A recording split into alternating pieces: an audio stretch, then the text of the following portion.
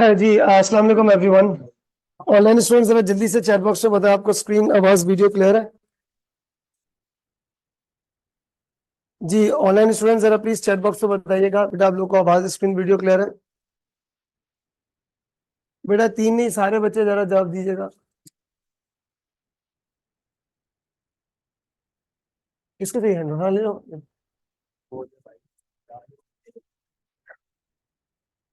Okay. अच्छा जी, मेरी बात सुनो, कोई ऐसा है जिसकी पहली क्लास है आज? आपने फर्स्ट क्लास अटेंड नहीं की थी? अच्छा, उसकी रिकॉर्डिंग्स तो अवेलेबल है। मैं लिसन लिसन, मैं जो है ना लास्ट क्लास वाला काम क्विकली क्विकली जो है ना वो फास्ट पेस पे रिकैप करते हुए आज ये एटलीस्ट ये वाला हैंडआउट जो है ना वो हमें कंप्लीट करना चाहिए ना। देखें, सबसे पहला पॉइंट तो ये है कि यू पीपल आर द, आप कौन है? Who are you?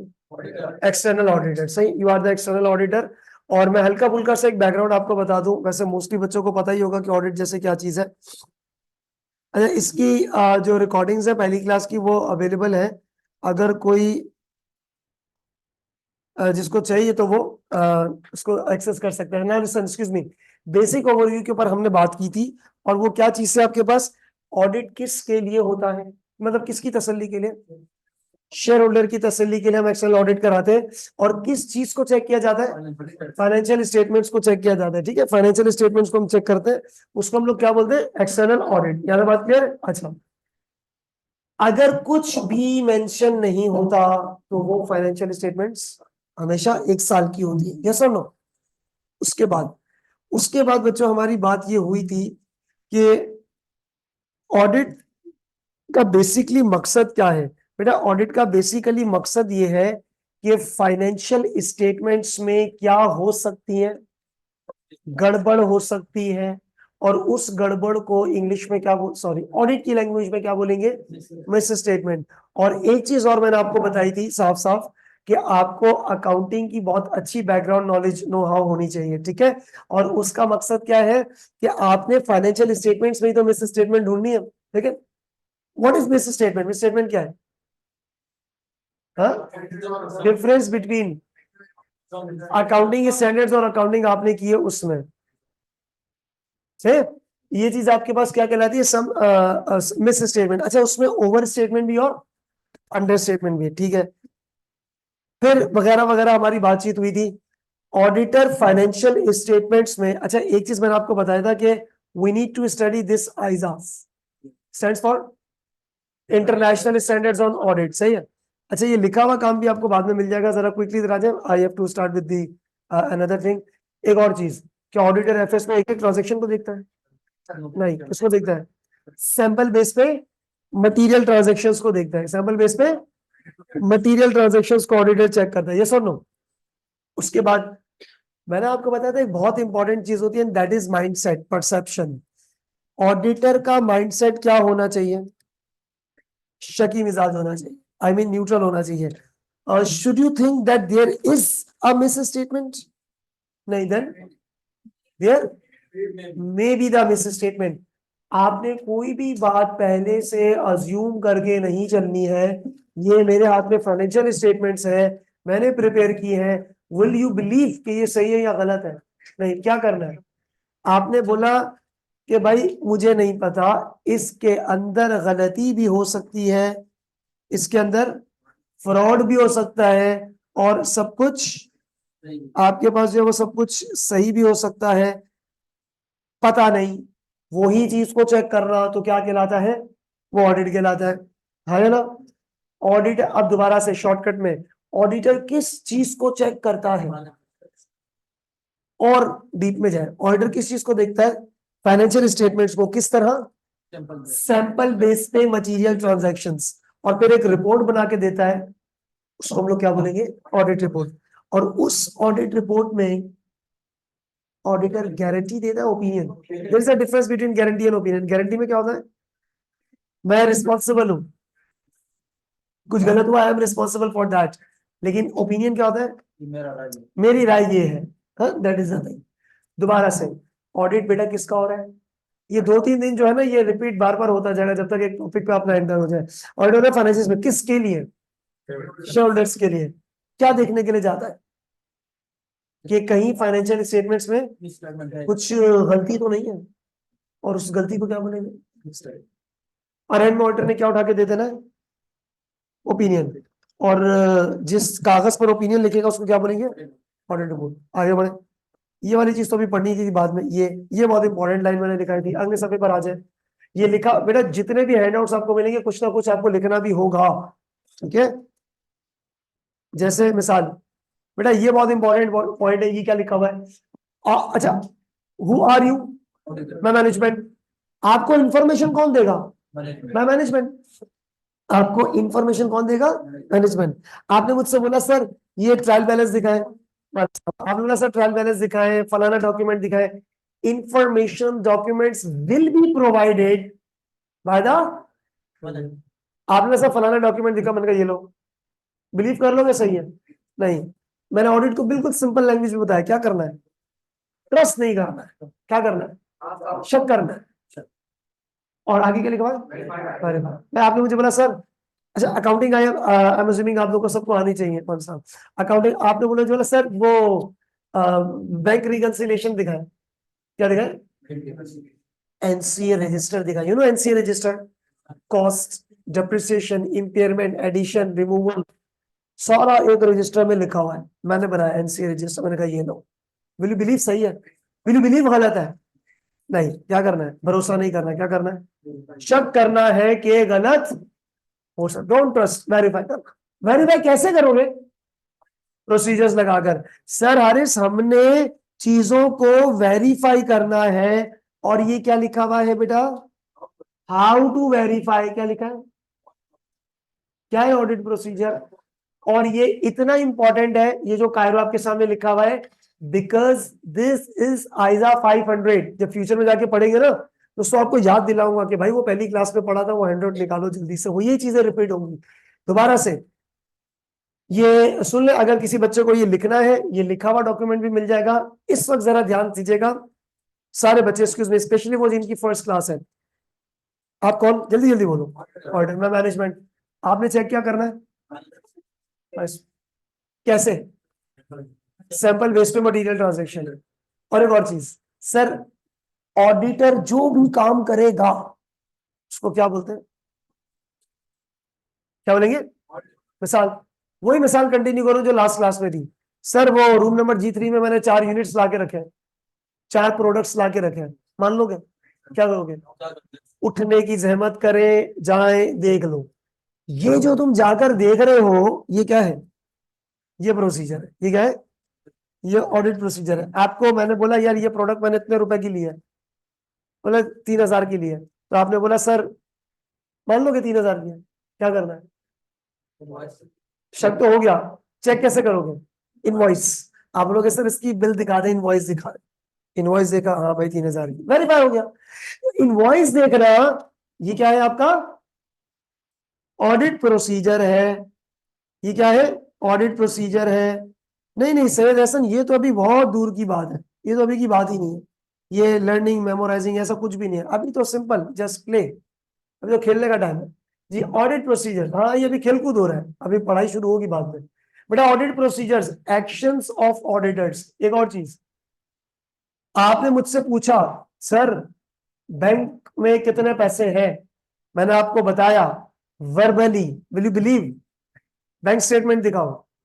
ज्यादा शक हो रहा है, बैंक से पूछ लो। तो बैंक से पूछना, बैंक स्टेटमेंट देखना, ये सब क्या है? नहीं नहीं, ये सब क्या है? Audit procedure. इसका मतलब I am now extending my words of the last class, whatever auditor does, auditor जो भी काम करता है वो क्या है? That's it. और उसके प्रोसीजर लगाने पर, क्या लगाने पे?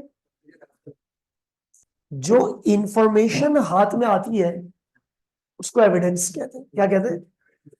Repeat, whatever you are doing is what, and whatever you are collecting, that an evidence। और उस एविडेंस की बुनियाद पे जो आप कमेंट कर रहे हो वो क्या है भाई? That's your opinion. तो वेरी मच सिंपल। इधर अभी तक मैंने आपका माइंडसेट ये बनाया है खवातीन और हजरात, ये कोई चैप्टर नहीं है, हैंडआउट बहुत इंपॉर्टेंट है, पूरे कोर्स के हवाले से चीजें हैं। और स्पेशली आपको ये भी पता चलेगा कि 50-60 नंबर कहाँ से आता है। जैसे मैंने उस दिन बताया था कि 3 सवालों, मैंने आपको ये नहीं बताया था ना कौन कौन से 3 है, वो अभी बताऊंगा, वो भी बताऊंगा, आगे इसी में ही है। अच्छा, तो अभी तक मैंने आपको क्या बताया बेटा, फाइनेंशियल स्टेटमेंट्स कौन प्रिपेयर करता है? मैनेजमेंट। क्या आप उस पर यकीन कर लोगे? द आंसर इज बिल्कुल भी नहीं। तो आपने क्या करना है? वेरीफाई करना है। क्या करना है? कैसे करोगे? प्रोसीजर लगा के। जो करोगे वो क्या है? प्रोसीजर है। जो हासिल करोगे वो एविडेंस है। जो एविडेंस पे बोला, खत्म। Simple is that. अब ये रिपीट करना बहुत जरूरी है। ये क्या लिखा हुआ है? प्रोसीजर्स है। अच्छा, ये क्या लिखा है? प्रोसीजर्स है। क्या लिखा है? स्टेप्स नहीं है भाई, प्रोसीजर्स है। सी फॉर कंफर्मेशन ब्रैकेट में इधर। अच्छा, किसी के फर्स्ट क्लास है ना ऑनलाइन फिजिकल, बेटा प्लीज इधर फोकस कर ले, लिख बाद में लेना, अब इतना टाइम नहीं होगा ना, वो मिल जाएगा काम। समझने में फोकस करें। सी का मतलब क्या है? किसी बाहर की पार्टी से, ब्रैकेट में क्या लिखा हुआ है? बाहर की पार्टी से तस्दीक करना है। मिसाल, आपने मुझसे पूछा सर ये बैंक बैलेंस कितना है, मैंने आपको बताया। किससे पूछ लोगे? बैंक से। तो बैंक से पूछना क्या है? कंफर्मेशन। आपने देखा मेरे रिसीवेबल्स में 50 कस्टमर्स हैं, एक का बैलेंस 10 लाख आ रहा है, इट्स वेरी हाई बैलेंस। क्या कर सकते हो? उसको एक खत लिख दो कि कस्टमर भाई, इधर तो 10 लाख का रिसीवेबल आ रहा है, तेरे पास 10 लाख का पेबल है, क्या ये खबर सच है? वो हाँ ना का जवाब दे देगा। ये क्या है? थर्ड पार्टी से क्या करवाया आपने? कॉन्फर्मेशन, तस्दीक कराई। यस और नो? नेक्स्ट। ए, इधर एक्सक्यूज मी बेटा, लिख बाद में लेना, बाद में लिख लेना। ये क्या लिखा? A for analytical procedure. बेटा मैंने आप लोगों को एनालिटिकल प्रोसीजर के हवाले से, मैं इधर एक रफ पेज ओपन करता हूं समर। मैंने आपको एनालिटिकल प्रोसीजर के हवाले से एक चीज बताई थी, गौर से सुनिएगा, इधर देखना, कॉपी नहीं करना। सर 2017, 18, 19, आप 2020 का ऑडिट कर रहे हो। इधर ग्रॉस प्रॉफिट था बेटा आपके पास, लेट से फॉर एग्जांपल 51%, इधर आ गया था 50%, इधर आ गया था 55%, इधर आ गया 80%। ज्यादा है? बहुत ज्यादा है? बहुत ज्यादा है। आप परफॉर्मेंस मैनेजमेंट या फाइनेंशियल रिपोर्टिंग या फाइनेंशियल मैनेजमेंट का पेपर नहीं पढ़ रहे, ऑडिट पढ़ रहे हो। उस वक्त आपकी तशरीह इंटरप्रिटेशन ये होती है, कंपनी बहुत अच्छा परफॉर्म कर रही है। इधर आप कौन हो? आपका पहला काम क्या है? शक करना। क्या करना? क्योंकि अगर आपको शक करना नहीं आता तो आप इन्वेस्टिगेशन ही नहीं करोगे। इन्वेस्टिगेशन होती ही वहीं पर है जहां पर डाउट होता है। तो आपके दिमाग में शक आएगा, यार ये अचानक से ट्रेंड के बाहर चला गया इतना ज्यादा, तो तुम्हारे दिमाग में दो शक है, या तो सेल ओवर स्टेट है, सीओजीएस अंडर स्टेट है। सर फाइनेंशियल स्टेटमेंट्स में अनयूजुअल मूवमेंट, क्या बोला मैंने? उस अनयूजुअल मूवमेंट की छानबीन इज कॉल्ड एनालिटिकल प्रोसीजर। मिसाल, प्रॉपर्टी प्लांट एंड इक्विपमेंट 2020 में 100 के थे, 2021 में इट वाज लाइक बढ़ गए, 150 हो गए। और कैश एंड बैंक पहले था मेरे पास व्हाटएवर इसको हम कर लेते हैं 250, और इस साल जो कैश है वो हो गया मेरे पास 300। पेबल वाज लाइक 300 कर लो, और इधर कर लो आप अपने पास 50। कुछ अनयूजुअल मूवमेंट है। प्रॉपर्टी प्लांट एंड इक्विपमेंट बढ़ रहे, कम हो रहे हैं। अच्छा ऐसे ही एक मैं आसान हल बताऊं, आगे चल के तो बोलना ही यही है। कुछ भी फाइनेंशियल स्टेटमेंट देखो ना, सिर्फ एक चीज सोचे, डबल एंट्री। क्या सोचे? मैंने आपको ना, मैंने प्लांट एंड इक्विपमेंट परचेज किया है, एंट्री क्या बनी होगी? प्लांट डेबिट, पीपी डेबिट, या कैश या पेबल? कैश तो बढ़ रहा है, पेबल बढ़ना चाहिए था, लेकिन पेबल क्या हो रहा है? और एसिड बढ़ रहा है। ये अजीब सी मूवमेंट नहीं है बेटा? अगर मैंने प्लांट एंड इक्विपमेंट खरीदा है, आपने बोला सर ये कैश तो कम, और कैश तो कम होना चाहिए, कैश क्या हो रहा है? तो तुम्हारे दिमाग में दूसरा ख्याल आएगा, नहीं नहीं उधारी पे लिया होगा, तो क्या बनना चाहिए? पेबल तो बनना ही चाहिए। और पेबल खोल के देखा पेबल, तो आपने बोला यार ये तो अजीब सी डैमेज फाइनेंशियल स्टेटमेंट नजर आ रही है। इज दिस मूवमेंट नॉर्मल या एबनॉर्मल? तो आप आगे मुझसे पूछे सर ये मतलब इसकी इन्वेस्टिगेशन अब आप करेंगे, and that's called what? Analytical procedure का मतलब होता है you have to compare, you have to what, और इन्वेस्टिगेट करोगे। इधर जितना मैं बोलूं उतना ही पढ़ना, किसको इन्वेस्टिगेट करोगे? Unusual difference. नॉर्मल डिफरेंस को नहीं करना, किसको करना है? जिसको देख के आप बोले यार इतनी अजीब सी बात, हमने कुछ और मिसालें भी ली थी बेटा। कायरो, सी फॉर जल्दी जल्दी बोलो, ए फॉर एनालिटिकल, फिर आई की पावर क्या है? 3, मतलब 3 आईज है। पहला इंक्वायरी मतलब सवाल जवाब करना, किससे करोगे सवाल में? इंक्वायरी का मतलब होता है आस्किंग, पूछना। आपने मेरे से पूछा भाई बैंक बैलेंस कितना है, ये क्या है? इंक्वायरी। फिर आपने बोला यार यकीन तो नहीं आ रहा, बैंक स्टेटमेंट दिखाओ, ये क्या है? Inspection of. फिर भी यकीन नहीं आ रहा, क्या कर लो? कंफर्मेशन कर लो, मर्जी तुम्हारी जो। ये क्या लिखा? Inspection of. What is inspection of asset? अभी मैंने आपको बोला 4 यूनिट्स लाके रखे रूम नंबर G3 में, क्या करोगे? जाके देख लोगे ये क्या है? Inspection of asset. What is this? दोनों रीकैलकुलेशन, इसमें क्या होता है? रीकैलकुलेशन में आप कैलकुलेटर उठाते हो और सिर्फ प्लस माइनस मल्टीप्लाई चेक करते हो। और दूसरा क्या लिखा हुआ है? री परफॉर्मेंस। इसमें क्या किया जाता है? ऑडिटर वो काम खुद करता है और मैनेजमेंट के काम से कंपेयर करता है। और ये लास्ट में क्या लिखा है? क्या क्या चीजें ऑब्जर्व करोगे? वहां का सिस्टम, कल्चर, लोगों के तो बेटा ये सब क्या है? प्रोसीजर्स है। ऑडिटर ने प्रोसीजर्स करने, क्या हासिल करेगा? और उस एविडेंस में जो बोलेगा वो भी देगा। दैट्स इट, खत्म। अब जी बेटा, इज इट डन? जिन की फर्स्ट क्लास थी, हल्का फुल्का इंट्रोडक्शन। अब सुनो, अब हम आगे बढ़ रहे हैं इस हैंडआउट में, आगे बढ़िएगा। पूरा का पूरा पेज खाली है और बहुत ही ज्यादा इंपॉर्टेंट चीजें हैं जो हमने खुद लिखनी है। बच्चे इधर सुनेंगे। नोट क्या लिखा है? ये कंट्रोल्स का इंपैक्ट आ रहा है किसके ऊपर? सबर करें, पूरा पेज भरना है भाई, हम लिख के भरेंगे सर। हाँ इधर, आप लोगों ने बचपन में F1 पढ़ा था, एसीसी के बचपन में F1 पढ़ा था ना? हाँ या ना? उसमें वही F1, क्या नाम है पेपर का? अच्छा, बाज लोगों तो पेपर का नाम भी नहीं पता होगा, वो पढ़ लिया, कोई नहीं। वाह।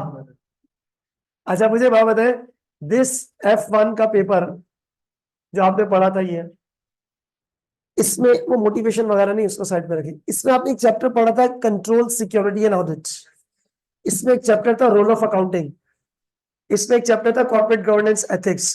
कॉर्पोरेट गवर्नेंस एथिक्स को छोड़े, 2 चैप्टर जिनके बारे में मैं बात कर रहा हूं, कंट्रोल, सिक्योरिटी एंड ऑडिट, और दूसरा रोल ऑफ अकाउंटिंग। ध्यान से सुनना बेटा, वो दोनों चैप्टर इधर एज इट इज आपको मिलेंगे। फर्क इतना था, वहां पर आपका नजरिया डिफरेंट था। नजरिया पता है क्या था वहां पे? आप सिस्टम बनाते थे वहां पे, हाँ या ना? यहाँ पर उसको चेक कर, वहां पर आप सिस्टम को डेवलप करते थे, ये नजरिया था ना आपका।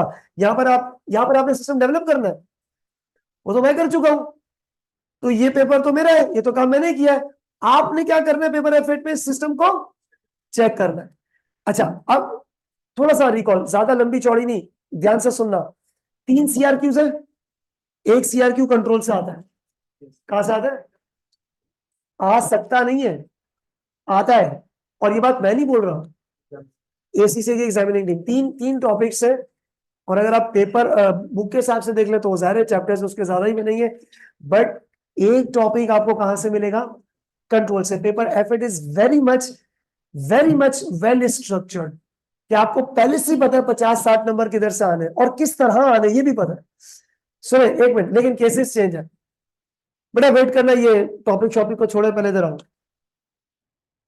मैंने इसलिए आपको बोला एक सवाल इससे आते कि इसकी इंपॉर्टेंस जरा समझें बेटा। कंट्रोल्स, कोई एग्जांपल दोगे कंट्रोल की? एक इदारे में, एक इदारे में फाइनेंशियल स्टेटमेंट की बात मत करना अभी, एक इदारे में ये होना चाहिए। कोई मिसाल कंट्रोल की? जैसे एग्जांपल, ये सपोज करो this is the cash room या ये वेयर हाउस है, क्या यहाँ पर कैमरा वैमरा लगा होना चाहिए? वो लगा है वहां पे? हाँ दिला दो। हाँ ठीक है, ठीक है, हाँ कैमरा लगा हुआ है। बड़े मुझे बात बताइए, सीसीटीवी क्या है? कंट्रोल है। केस 2 हमारा जो है ना वो ट्रांसपोर्ट का काम है, बहुत सारी व्हीकल्स हैं, क्या गाड़ी में ट्रैकर होना चाहिए? कंट्रोल है। सर इसका फाइनेंशियल स्टेटमेंट से क्या लेना देना? बहुत गहरा ताल्लुक है, बात करते हैं। हमारी एक मशीन है, ध्यान से सुनिएगा, क्या है? नॉन करंट एसेट है, हम उसकी सफाई, उसका ख्याल नहीं रखते, क्या होगा? मशीन खराब हो जाएगी। 1 मिनट, ये क्या लिखा है बेटा? कंट्रोल्स है किस पर? अब अगर मशीन खराब होगी ना तो उसको एक चार्टेड अकाउंटेंट बोलता है कि ये इंपेयर हो गई है। क्या हो गई है? अगर मैंने उस मशीन को बहुत संभाल के रखा, खराब हो गई, इसके नए पुर्जे लगा दिए, तो IAS 16 बोलता है इसकी लाइफ बढ़ गई। क्या बढ़ गई? इंपैक्ट है फाइनेंशियल स्टेटमेंट्स का। अब बहुत सारी चीजें, there are lot of examples, वो पूरे के पूरे टॉपिक्स हैं। इस वक्त मैं आपको कोई भी टॉपिक पढ़ा नहीं रहा, हर टॉपिक का इंट्रोडक्शन है, क्योंकि ऑडिट में ऐसा नहीं कर सकते कि मैं पहला चैप्टर शुरू कर दूं, तो आपको फिर समझ ही नहीं आ रही उसमें। आज की क्लास के बाद आपको मैं कभी बोलूं ना यार ये टॉपिक है, तो आपको पहले से उसका पूरा इंट्रोडक्शन पता है। असली क्या है? कंट्रोल्स। कंट्रोल का इंपैक्ट आता है बेटा किसके ऊपर? फाइनेंशियल स्टेटमेंट्स के ऊपर। मिसाल लेते हैं, कॉपी मत करना, जो मैं आपको बोलूं तब कॉपी करना बेटा। एक छोटी सी एग्जांपल लाइक दैट, और बच्चों वाली मिसाल दे रहा हूं मैं आपको। एक है मिस्टर ए, जो मैं हमेशा एग्जांपल देता हूं, पहली क्लास में, दूसरी क्लास में। इस बंदे का काम है सेल्स करना। क्या करना? ऑफिस में इसको आपने रिस्पॉन्सिबिलिटी क्या दी हुई है? सेल्स करना। फिर ये बंदा कैश भी कलेक्ट करता है। क्या करता है? प्रोडक्ट बेची, कैश भी लिया। फिर थोड़ी देर के बाद वो उसको क्या करता है? सामान, क्रेडिट, कैश, डेबिट एंट्री पास करता है, पूरी जो है ना वो बुक कीपिंग करता है। जब महीना खत्म होता है ना, ये बंदा कैश काउंट भी करता है। क्या करता है? अच्छा, फिर उसके बाद कुछ मसला है ना, तो वो ये भी करता है। क्या करता है? क्या आपने सारा काम मिस्टर ए को दिया? क्या प्रॉब्लम है? इंतहाई दर्जे का बेकार सिस्टम है भाई। अच्छा, पहले एक काम करते हैं, इसको ना पहले गलती कराते हैं। क्या ये एक बंदे के पास इतना ज्यादा वर्कलोड है, ईमानदार आदमी है, चोर नहीं है, क्या इससे एरर हो सकता है? क्या एरर हो सकता है? ठीक है, एंट्री आगे पीछे कर दी, 608 को 806 कर दिया। आसान लैंग्वेज, F3 को रिकॉल करो, error of commission, transposition, omission, कुछ भी एरर हो सकता है। केस 2, अब ये बंदे से गलती नहीं होती है, ये बड़ा चैंपियन आदमी है, लेकिन क्या सारा काम एक बंदे को देना, क्या ये बंदा चोरी कर सकता है? कैसे? चोर निकालो अंदर का, जल्दी जल्दी बताओ कैसे चोरी होगी। वाह, जबरदस्त है। यहाँ कैसे कैश कलेक्शन किया? और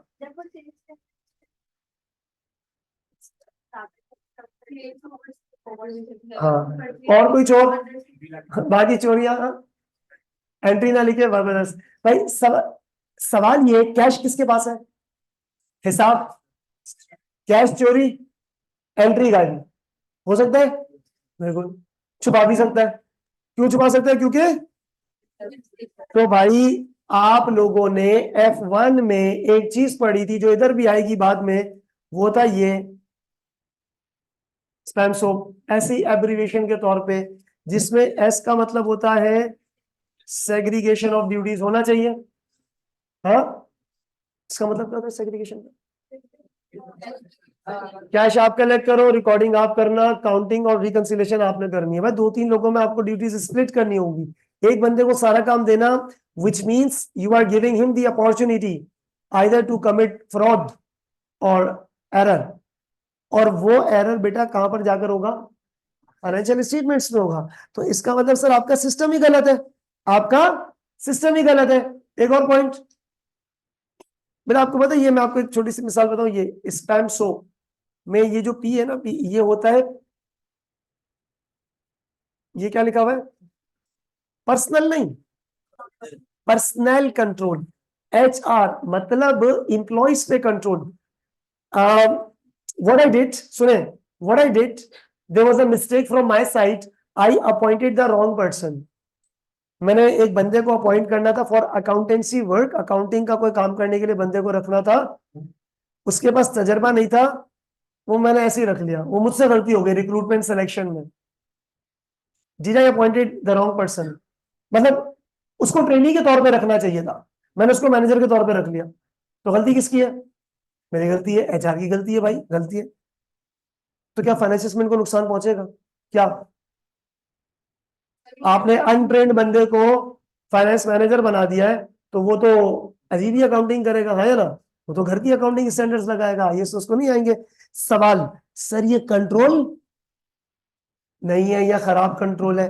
बेटा कहने का मेरा मकसद क्या है, इंटरनल कंट्रोल की वजह से सीधा सीधा इंपैक्ट पहुंचता है इस पे। यह बात क्लियर है? अब यहां पर बेटा जरा नोट करके पॉइंट लिखें, मैं कह रहा हूं इफ, अगर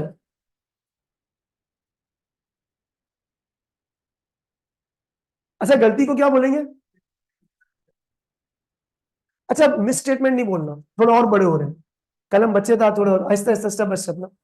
अब मिस स्टेटमेंट मत बोलना, एक्सक्यूज मी। अब आप बच्चे बोलना ये क्या लिखा है? मिस स्टेटमेंट नहीं, मटीरियल मिस स्टेटमेंट। क्या बोलोगे? क्यों मटीरियल मिस स्टेटमेंट? क्योंकि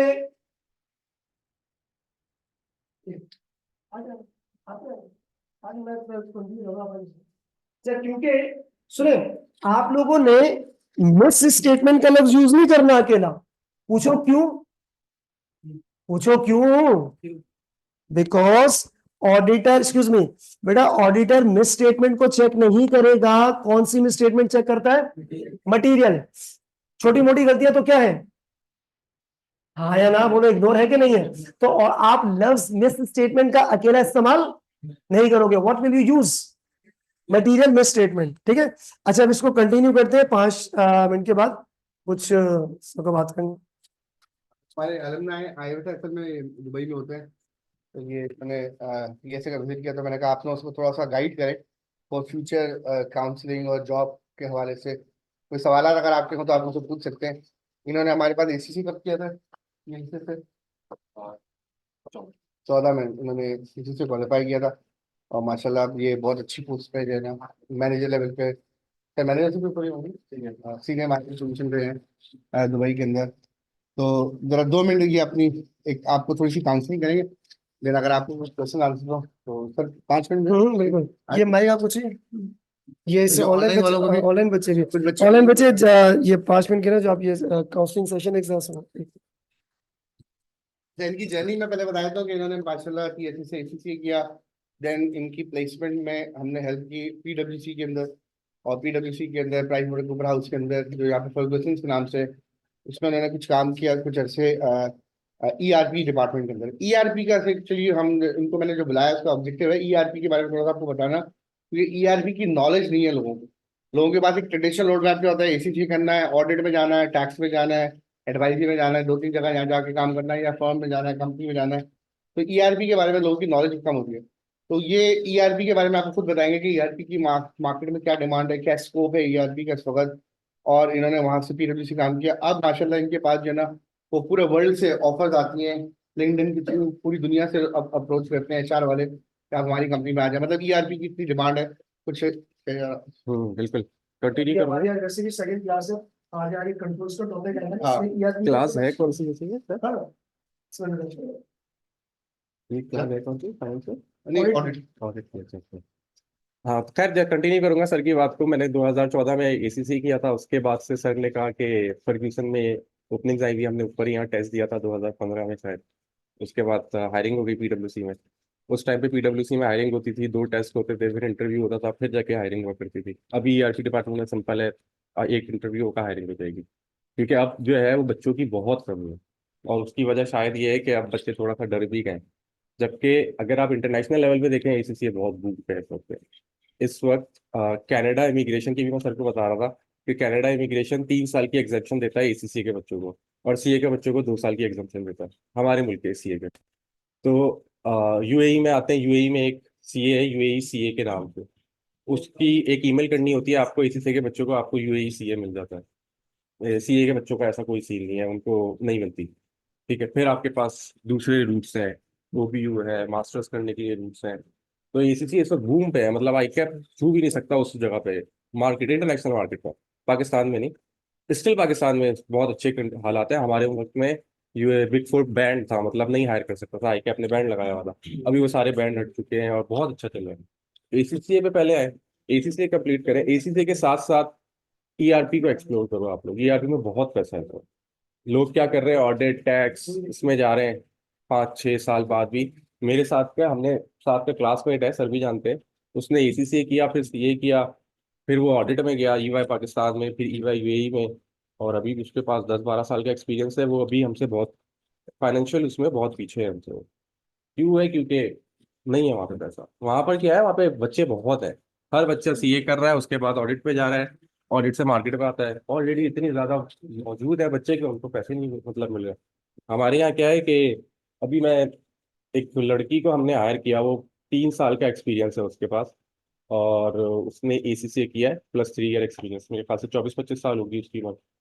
तो वो पाकिस्तान में इस वक्त 8,000 दरम कमा रही है। तो 8,000 दरम मेरे ख्याल से 7-8 लाख रुपए तो वर्क फ्रॉम होम है। वर्क फ्रॉम होम, घर से काम करना है। हाँ, 7 लाख रुपए, 6.5 लाख रुपए। लड़कियों के हिसाब से बहुत अच्छा है, क्योंकि घर पे 3 साल, मेरा ख्याल कोई भी कंपनी यहाँ देखती होगी 3 साल के बच्चे को 6-7 लाख रुपए, और घर पे बैठ के काम करना, टैक्स फ्री इनकम है, क्योंकि पाकिस्तान में जो भी पैसा आप आईटी फील्ड से लेकर आते हो उसमें टैक्स नहीं लगता। तो 6.5 लाख रुपए घर पे बैठ के आप कमा रहे हो विदाउट एनी टैक्स, और घर पे सारा काम करना, और जॉब भी 9 to 6, इससे ज्यादा काम भी नहीं है। और काम भी बहुत, सबसे सिंपलेस्ट काम है उस लड़की का जो हमने हायर किया है, सपोर्ट देनी है, कॉल अटेंड करनी है बस। उसके ऊपर जो लड़के काम कर रहे हैं, जो असल इम्प्लीमेंटेशन पे काम कर रहे हैं, वो 14,000-15,000 दरम यहाँ बैठ के कमाते हैं। तो ये हो गया तकरीबन 12 लाख रुपए, यहीं घर पे बैठ के काम करते हैं। मैं आज से 2-2.5 साल पहले पाकिस्तान में, जो मेरी लास्ट ड्रॉप डाउन सैलरी थी वो 15,000 थी, 15,000 दरम। और अभी तो खैर हम लोग कब वहाँ चले गए, अब तो बहुत ज़्यादा डिमांड है। अभी जो इजीली बंदा है ना, 20 से 30 हज़ार तो कमाता ही कमाता है इजीली दुबई के अंदर, 20 to 30,000, जो कि एक बहुत अच्छी इनकम है। लाइक आप बहुत अच्छी लाइफ स्टाइल गुजार सकते हो उसमें। तो ये चीज़ें एक्सप्लोर करें, ईआरपी की साइड पे जाए। ये आपको लगता है कि और किसी फील्ड के लोगों को ऐसी ऐसी सर्विस मैं मिलती होगी? मान ही नहीं सकता। आप चले दुबई में फिर कमा रहे होंगे, पाकिस्तान में कोई एक बच्चा दिखा दे मुझे 3 साल का एक्सपीरियंस 7-8 लाख रुपए कमा रहा है। मेरा तो नहीं ख्याल कि होगा, बहुत ही कोई इक्का दुक्का होगा। वो भी यहाँ की कंपनी के लिए काम नहीं कर रहा होगा, बाहर की कंपनी के लिए कोई काम कर रहा होगा, वो भी बहुत कम होगा। ईआरपी में जो बच्चे हैं ना, उनकी तादाद बहुत ज्यादा है पाकिस्तान में बैठ के जो काम कर रहे हैं, और सिर्फ यूएई के लिए नहीं काम कर रहे, यूके, यूएसए। और अभी हम, मेरा एक सीनियर है, तो उनको यूएई से 35,000 की ऑफर आई, उन्होंने रिजेक्ट कर दी। वो कह रहे हैं कि मैं पाकिस्तान में इससे ज्यादा कमाता हूँ बैठ के। वो क्या करते हैं, 8-10 क्लाइंट्स पकड़े हुए, घर से काम करते हैं, घर में 4 लड़के बुलाते हैं। अब वो 35,000 की इन्होंने जब रिजेक्ट किए, तो उससे ज्यादा ही कमा रहे होंगे पाकिस्तान में बैठ के। तो इस चीजों को एक्सप्लोर करें, और प्लस ये एसीसी बेस्ट है, इसको कंप्लीट अच्छा, करें थोड़ा थोड़ा। सा ईआरपी के बारे में बता दें, ईआरपी है क्या? ईआरपी क्या, अच्छा आप एसीसी क्यों करना है, ईआरपी तो सॉफ्टवेयर हो गया। एसीसी इसलिए करना है क्योंकि ईआरपी होता है फाइनेंशियल सिस्टम। ठीक है, उसके लिए हमें चाहिए होते हैं फाइनेंशियल एक्सपर्ट्स, जो कि अब सबसे अच्छी बात जो ईआरपी की ये है कि पहले ही दिन आपने मीटिंग्स के साथ करनी है, सीएफओ के साथ, सीईओ के साथ, सीनियर मैनेजमेंट के साथ। ऑडिट में जाके 1-2 साल तो आपको ऊपर जाने ही नहीं देते वो, बहुत ही मुश्किल से आप जाते हो सीनियर मैनेजमेंट के लेवल तक। या पहले ही दिन से आपने सीएफओ के साथ बैठना होगा, फाइनेंस मैनेजर के साथ बैठना होगा, और क्या करना है, बिजनेस समझना है उनका, बिजनेस समझ के फिर सिस्टम को डेवलप करवाना है टेक्निकल से। तो वो जो एक्सपर्टीज चाहिए है, वो सिर्फ वो बच्चा कर सकता है जो बिजनेस यूजर होगा, जो फाइनेंशियल यूजर होगा। एक टेक्निकल बंदा जाके सीएफओ के साथ नहीं बैठ सकता। तो इसके लिए एसीसीएस चाहिए। और उसमें आप जो है ना, उसमें क्या होता है कि एसीसीए और सीए तो खैर बहुत कम ही आते हैं इस तरफ पे, क्योंकि उनको अपनी आर्टिकल्स करनी होती है, तो वो जाते ही ऑडिट की तरफ है। लेकिन हमारे पास तो ऐसी कोई रिस्ट्रिक्शन ही नहीं है कि हमें ऑडिट में जाना है या टैक्स में जाना है। तो पहले ही दिन से जब मैं था, मैंने फर्स्ट डे से, मेरे पास भी ऑप्शन था ऑडिट में जाने का, हम पहले ही दिन से ईआरपी में गए। अभी मेरे घर घर के जितने भी बच्चे हैं, मैंने उनको बोला है कि सीए तो देखना भी नहीं है, एसीसीए करना है, एसीसीए कंप्लीट करना है, बहुत अच्छा करना है, एमबीए करो, इमिग्रेशन लो, मुल्क छोड़ के चले जाओ। सिंपल सिंपल सा रूल है ये।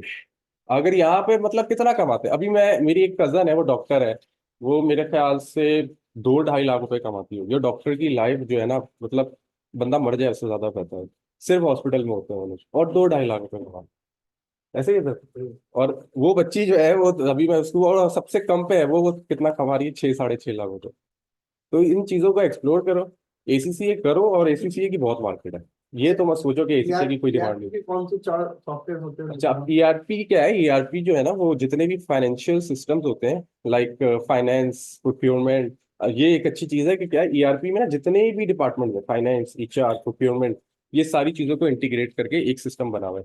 तो वो आपस में एक दूसरे से बातचीत करते हैं। फॉर एग्जाम्पल, बहुत ही ईजी लैंग्वेज में अगर बोलूँ, कि कोई बंदा एससीएम में बैठा है, उसको फाइनेंस वाले को पता होगा एससीएम का बंदा अभी क्या कर रहा है बैठ के, प्रोक्योरमेंट का बंदा क्या कर रहा है, तो इस वजह से बहुत ज्यादा पॉपुलर है। तो अब इसके 4 मेजर है सिस्टम्स। एक हो गया आपका सैप, दूसरा ऑरिकल है, तीसरा ओडो है, और चौथा माइक्रोसॉफ्ट डायनामिक्स है। ये 4 मेजर सिस्टम्स जो है मौजूद है। बाकी और भी बहुत कस्टम सॉल्यूशन है। ये 4 वो हैं जो इंटरनेशनल लेवल पे है। आज आज आप पाकिस्तान में बैठ के काम करते हो ईआरपी इन चारों में से, आप कल यूएस जाते हो, आपको एक कंपनी में जॉब होती है, आप लॉग इन करते हो, आपको ऐसा लगेगा मैं पाकिस्तान में ही बैठ के जॉब कर रहा हूँ। सेम सिस्टम होगा, सारी चीजें सेम होगी, इंफ्रास्ट्रक्चर सेम होगा। इस वजह से डिमांड इंक्रीज होगी, कि आप आज ही से जो है ना, वो आप ग्लोबल रिकॉग्नाइज करवा सकते हो अपने आप को इन 4 सिस्टम पे काम करके। और दूसरी चीज अच्छी ये है कि जो ऑरिकल और सैप है, ये ऑरिकल तो यूएई में पूरा, जितनी भी बड़ी कंपनीज है वो ऑरिकल यूज कर रही है।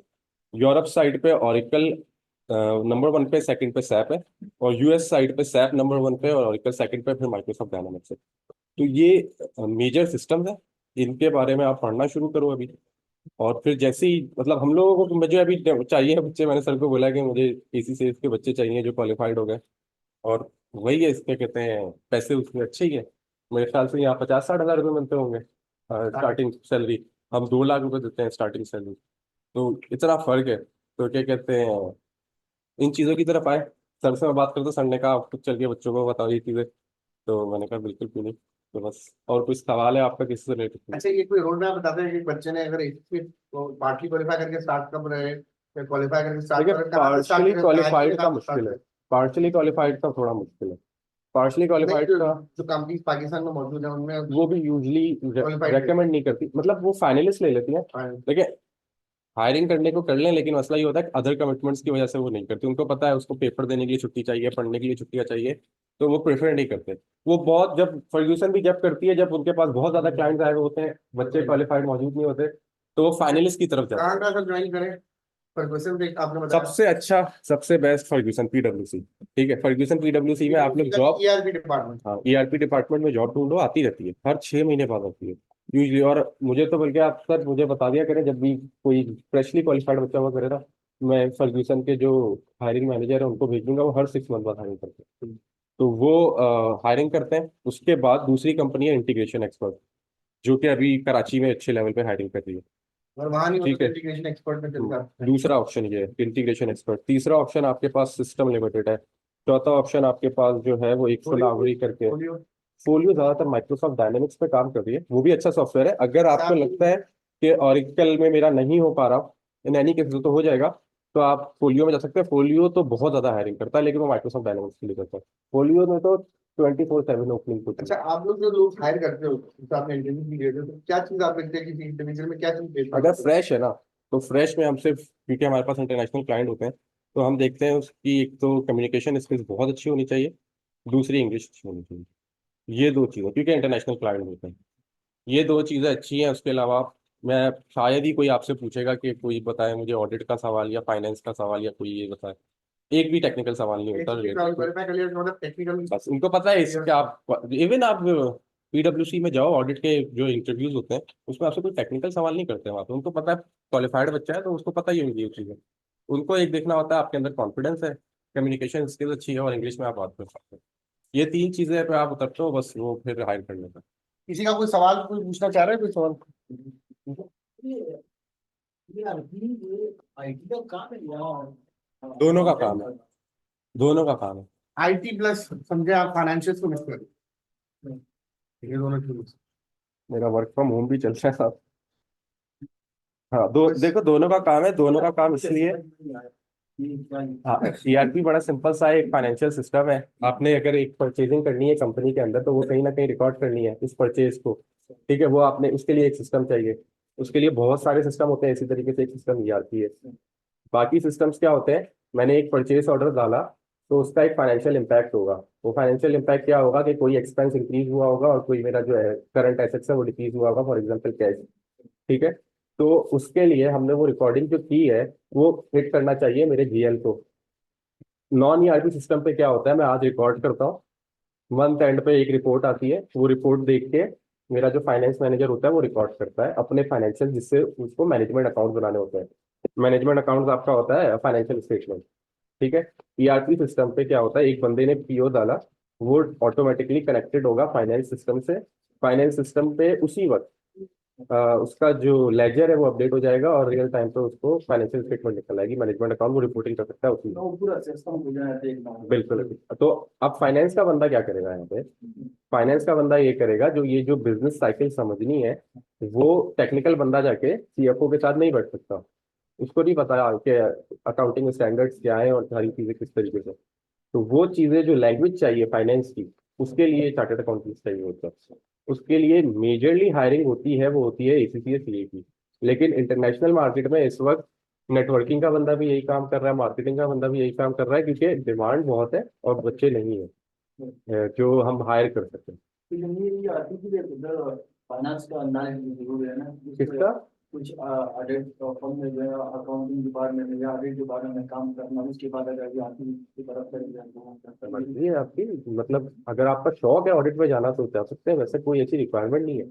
आपको क्या नॉलेज होनी चाहिए? जितना नॉलेज चाहिए वो यही से सीखेगा। आपको क्या नॉलेज, फाइनेंस की नॉलेज ACCA में आपने ले ली है, इसके अलावा कोई फाइनेंस की नॉलेज ऑडिट फर्म नहीं देती है। बाकी फर्म ट्रेनिंग देती है। मतलब ऑडिट फर्म में जाके आप जो काम करते हो वो 1 साल करते हो, उसके बाद रिपीटेटिव नेचर का काम होता है और कुछ नहीं होता ऑडिट फर्म्स के अंदर। ERP के अंदर आप रोजाना एक नई मार्केट एक्सप्लोर करते हो, कोई सवाल? तो ऑडिट में जाके नहीं सीखना है कुछ, डरेगा कुछ भी नहीं करना। अगर आप पाकिस्तान में हायरिंग होना चाहते हो तो कोई आपको नो हाउ होनी चाहिए, ERP क्या होता है, कौन कौन से सिस्टम्स होते हैं, ये बेसिक नॉलेज होनी चाहिए। सिस्टम चलाना क्या है, ये सारी चीजें। दुबई में बहुत डिमांड है। हाँ, दुबई में, क्योंकि जाहिर सी बात है मैं दुबई में अगर एक ओपनिंग भेजूंगा तो वहां पे मुझे पूरी दुनिया से CVs आएंगी, तो फिर मैं चूज करूंगा जिसको काम आता है उसको हायर करूँ, फ्रेश को क्यों है। दुबई में 1 साल का भी हो तो काम आना चाहिए। IT की फील्ड में एक्सपीरियंस मैटर नहीं करता, काम मैटर करता है। 6 महीना भी काम किया, इंटरव्यू में आपने बता दिया मुझे काम आता है, आपको हायर कर लेंगे। कुछ भी काम आना चाहिए। हाँ, फर्ग्यूसन जब आपको हायर करती है तो ट्रेनिंग नहीं होती, आपको क्लाइंट पे भेज देंगे पहले दिन से। वही सीन है, समंदर में फेंक देते हैं। With your seniors. वैसे समंदर में आपको फेंक दिया, अब आपको तैरना सीखना, तो वो क्या करते हैं, आपको अपने सीनियर्स के साथ वो भेज देंगे क्लाइंट पे। वो 6 महीने का 7 महीने का एक क्लाइंट होता है और वो आपको फिक्र करने की जरूरत ही नहीं है, वो फर्ग्यूसन का काम है, आपको 6 महीने में फर्ग्यूसन वो सिखा देंगे आपको। वो हायर के टाइम पे आपको देख लेते हैं कि, क्योंकि फर्ग्यूसन की 0% जो है ना वो बच्चे को निकालते हैं कंपनी में। एक दफा बच्चा हायर हो गया फिर वो अपनी मर्जी से ही कंपनी छोड़ के जाता है, वो नहीं निकालते। तो उनकी हायरिंग प्रोसेस ऐसी है, वो देख के ही हायर करते हैं कि ये बच्चा यहाँ पे काम कर सकता है या नहीं। एक दफा हायर हो गया फिर उनकी जिम्मेदारी है आपको सिखाना। फिर आपने 6 महीना, साल, 2 साल बाद और 3 साल का उनका टोटल जो एक प्रोग्राम होता है, 3 साल बाद तो आप एक्सपर्ट हो गई होगी, वो उनकी गारंटी होती है। उसकी वजह से वो पैसे कम देते हैं। फर्ग्यूसन में जो सैलरी है वो आज भी शायद स्टार्टिंग सैलरी 40,000 होगी, मुझे पता नहीं, अभी 40-50 हज़ार रुपये होगी। 3 साल बाद आपकी सैलरी शायद 1 लाख हो, इससे ज्यादा तो नहीं होगी।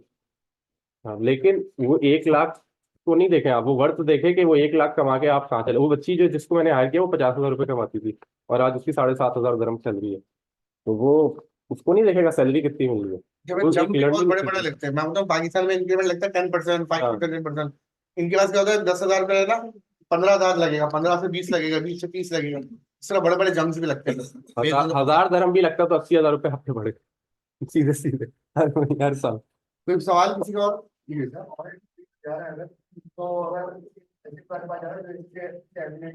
हमारी जर्नी काउंट हो रही है वहाँ पे, तो जो आप जर्नी की बात कर रहे हैं तो वो अगर वहाँ पे हमारी जर्नी काउंट हो रही है। कोई जरूरत नहीं है इन चीजों की, ये CA में होता है ये सारी चीजें। क्या आपने आर्टिकल्स करना है, फाइनेंस में ही करना है, उसमें करना है।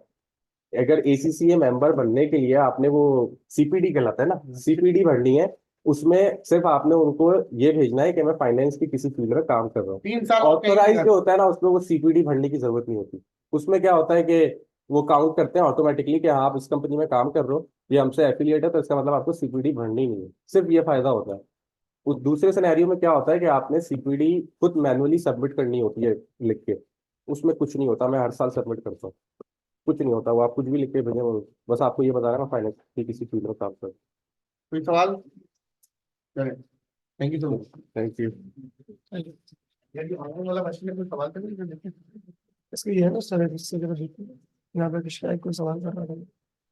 अगर किसी ने फॉर एग्जांपल पोलियो में कुछ ऐसे काम किया, हाँ हो जाएगा। अप्लाई करना है तो फिर दूसरी क्या लिखना है, सुन लिया होगा ना। हो जाएगा। अच्छा जी, एक्सक्यूज मी, अब आ जाए मटीरियल स्टेटमेंट पे दोबारा। अभी हम दोबारा दुबई से कराची आ जाए, ठीक है? कि पहले पेपर पास करेंगे फिर जाएंगे वहां पे। नहीं, आपको वहां जाने के लिए पेपर तो पास करना होगा ना, ठीक है? पहले पेपर पास करें फिर चले जाइएगा। दुबई दूर नहीं है, 2 घंटे का रास्ता, फ्लाइट दुबई से जाना, ठीक है? अच्छा लिसन, वो मैं आपको बाद में बता दूंगा क्या कहते हैं। ये अभी थोड़ा सा जो है ना ये करते हैं, वरना फिर जो है ना ये चीज आउट हो जाएगी। और ये ERP वगैरह सारे सिस्टम हमारे केसेस से भी रिलेटेड है, वो आपको आसान करके बता देंगे। सुने, अच्छा क्या कहते हैं, मैं तो ये कहता हूँ कि alongside ACCA there should be 2-3 skills जो आनी चाहिए, ठीक है? नंबर 1 इज एक एक ना वो एक फील्ड होती है उसके कहते हैं फिनटेक। फिनटेक क्या होता है? Finance fintech technology. ठीक है, आपको छोटी सी मिसाल दूं, बच्चों वाली मिसाल, इजी पैसा है, सुना है सबने, ठीक है? फाइनेंशियल ट्रांजैक्शन हो रही है विद हेल्प ऑफ टेक्नोलॉजी। अब आप इसको एक्स्ट्रापोलेट करके बड़े लेवल्स पर ले जाओ, काम यही चलना है, ठीक है? लेकिन वो साथ साथ किस चीज को है, विद हेल्प ऑफ टेक्नोलॉजी, ठीक है? तो ये डिजिटल मार्केटिंग, AI और डेटा साइंस, यानी कि ये ERP में कोई काम करना है साथ विद AC से, दैट वर्थ अलाउड।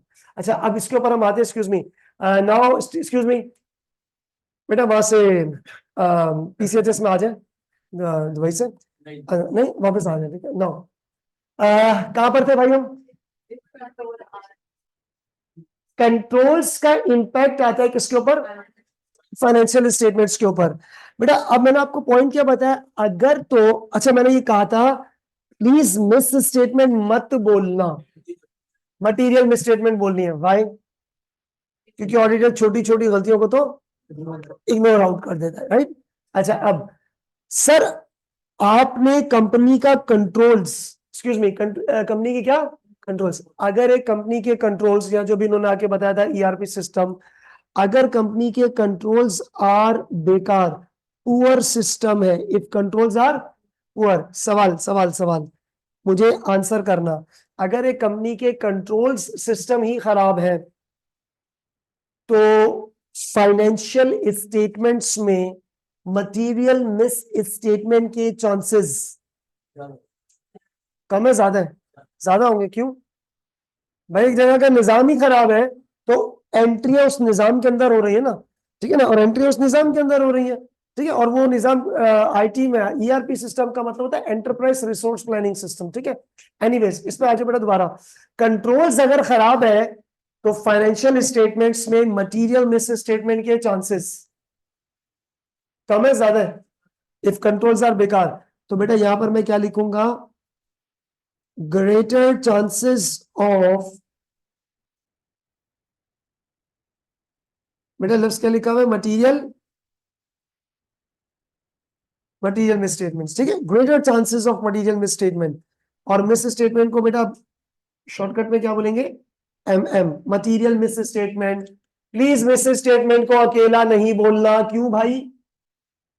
क्योंकि ऑडिटर सैंपल पे काम करता है जिसमें वो छोटी छोटी गलतियों को क्या कर सकता है, और ये बात अपनी मर्जी से नहीं कर रहा, वो आयजा ने बोला है। किसने बोला? आयजाज ने कहा है। चल भाई, ये तो बात तय हो गई। बेटा इधर मैंने आपको काम की बात क्या बताई, कंट्रोल का इंपैक्ट आता है किसके ऊपर? में, ठीक है? ऑनलाइन बच्चे बेटा साथ साथ आप लोग ये देख रहे हैं, ठीक है? FS का, ठीक है? अच्छा, उसके बाद सेकेंड पॉइंट जी, ऑनलाइन बच्चे बेटा यू ऑल आर हियर, अपनी अपनी जगह पे, दुबई से आगे सारे, ठीक है? यस लिखो। सो रहा है। अच्छा ओके। दूसरा बेटा, अगर तो आपके कंट्रोल्स आर गुड, अगर आपके कंट्रोल्स क्या है, good. Hello, okay good, okay. बेटा अगर कंट्रोल खराब है, बेटा अगर आपके कंट्रोल खराब है तो फाइनेंशियल स्टेटमेंट्स में गड़बड़ के चांसेस ज्यादा है। Greater chances of material misstatement, ये पूरा लिख देना, इन द फाइनेंशियल स्टेटमेंट्स। और अगर कंट्रोल बहुत अच्छे हैं, कंट्रोल्स आर वेरी गुड, तो फाइनेंशियल स्टेटमेंट्स में गड़बड़ के चांसेस 0% है। नहीं सर 0% तो नहीं है, गलती चोरी के चांसेस हमेशा क्या होते हैं, खत्म तो नहीं हो सकते ना।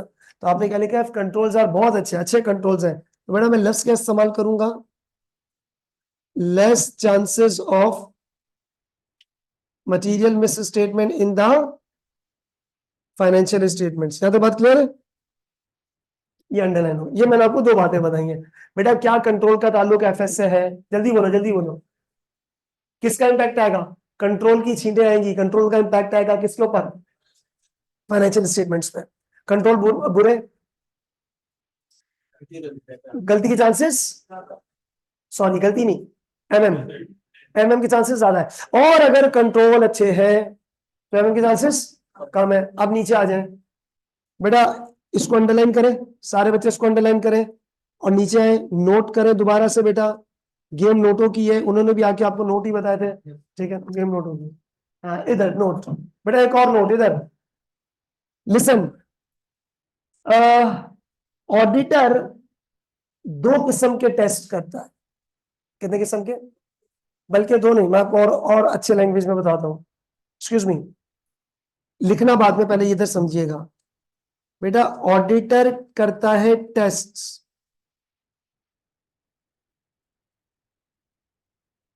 एक मिनट रुक जाए, आसान हो जाए। ऑनलाइन बचे बेटा, जस्ट अ मिनट, इधर अजान की आवाज आ रही है, जस्ट अ मिनट।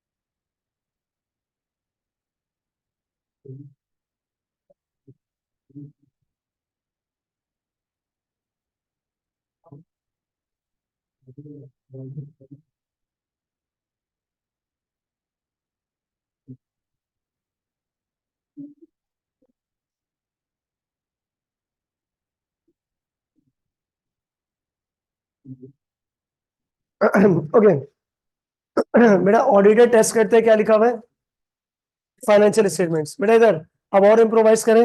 ऑडिटर बेटा कितनी चीजें चेक, सॉरी क्या चेक करने जा रहे हैं, जल्दी जल्दी बोलो। एफएस नहीं, सिर्फ एफएस नहीं, ऑडिटर बेटा दो चीजें देखता है। नंबर वन, एक फाइनेंशियल स्टेटमेंट्स, दूसरा हर वो चीज जिसका फाइनेंशियल स्टेटमेंट्स के ऊपर इंपैक्ट आता है। यानी कि इन short words I should say it like that way, auditor दो चीजें देखता है। प्राइमरीली क्या चेक कर रहा है बेटा, फाइनेंशियल स्टेटमेंट, दूसरा उससे जुड़ी हर चीज, प्लस ऑडिटर ने चेक करा एफएस, प्लस क्या,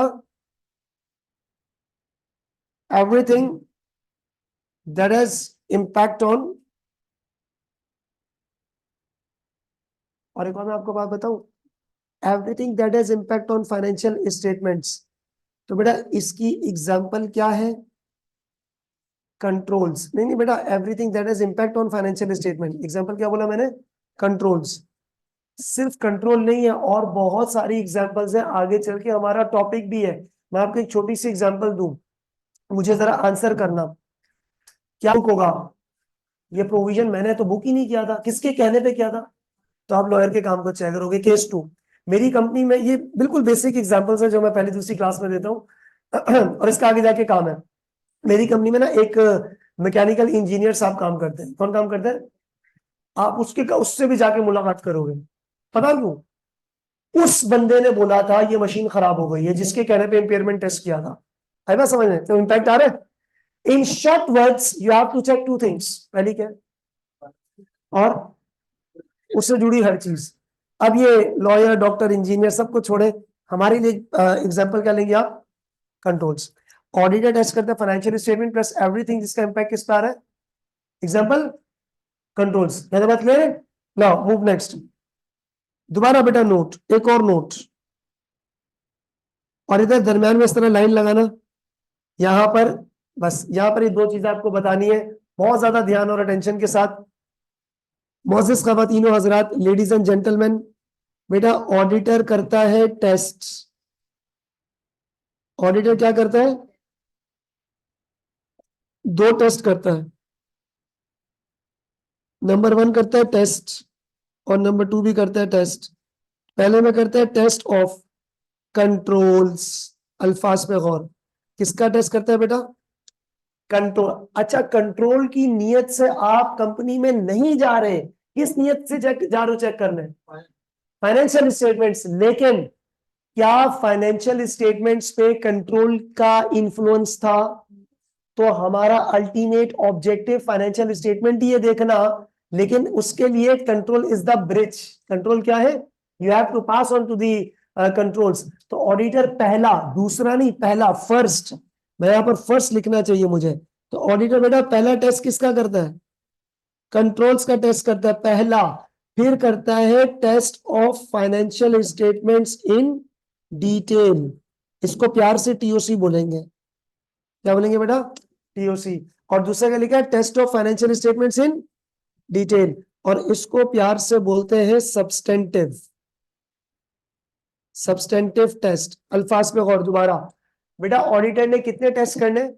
2 टेस्ट। नंबर 1 फर्स्ट, सेकंड नहीं, पहला किसका टेस्ट करोगे? कंट्रोल का। क्यों? क्योंकि कंट्रोल का क्या आता है? इंपैक्ट आता है किसके ऊपर? फाइनेंशियल स्टेटमेंट्स के ऊपर। सेकंड नंबर पर क्या करना है? और फाइनेंशियल स्टेटमेंट के टेस्ट करने को क्या बोलेंगे?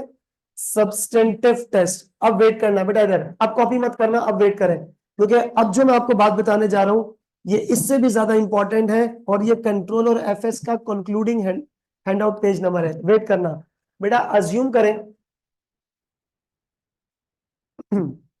ऑडिटर ने, अज्यूम कीजिएगा बच्चों, ऑडिटर ने, लेट्स अज्यूम ऑडिटर हैड, ये क्या लिखा हुआ है? Tested control. उसने कंट्रोल का टेस्ट कर लिया, मान लो टेस्ट कर लिया। जब टेस्ट होता है उसका रिजल्ट भी आता है। आप लोग का भी रिजल्ट आएगा ना जनवरी में, है ना? सर कैसी बातें कर रहे हैं आप। ओके, अल्लाह करे सब पास हो जाए, आमीन। अजानें भी हो रही है। सुनो, ऑडिटर ने क्या किया? टेस्ट किसका कर लिया? कर लिया टेस्ट। तो टेस्ट का रिजल्ट आएगा, आउटकम आएगा। इफ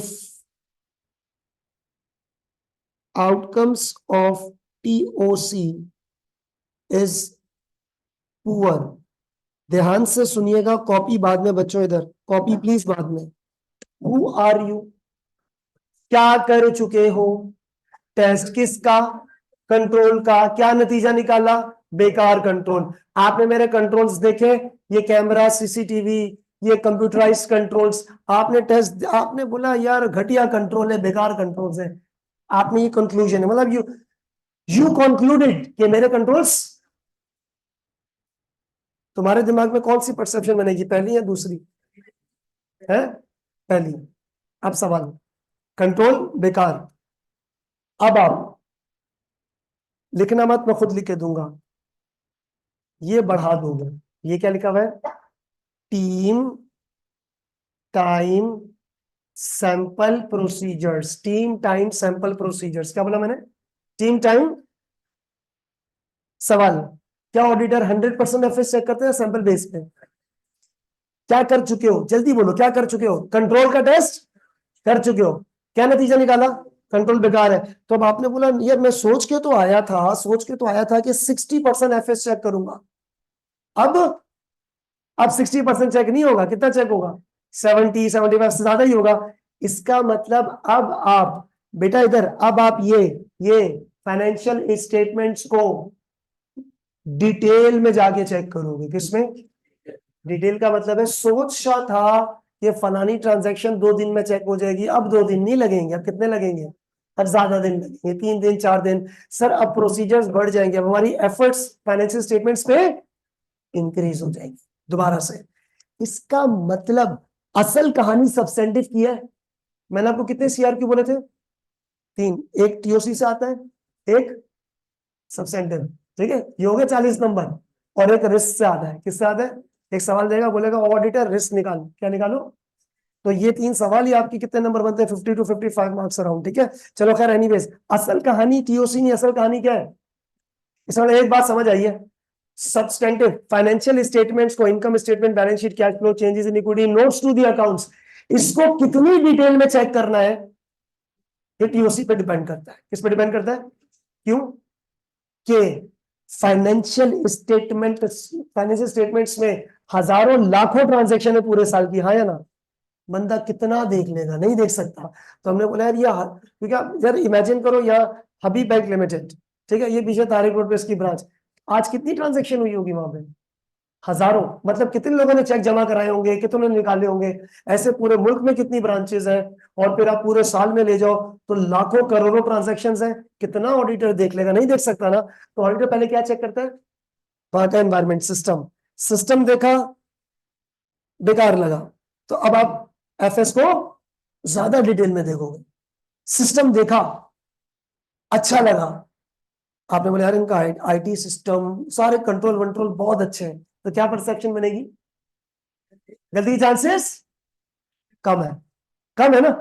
तो अब आप फाइनेंशियल स्टेटमेंट पे हल्का हाथ रख सकते हो, लेकिन जीरो तो नहीं करोगे ना। अब आपने कम चेक कर लेना है। इसका मतलब एक्चुअल चीज क्या है? टीओसी या सब्सटेंटिव? एक्चुअल चीज क्या है? सब्सटेंटिव। मतलब आप किस नियत से जा रहे हो? What is the objective of audit?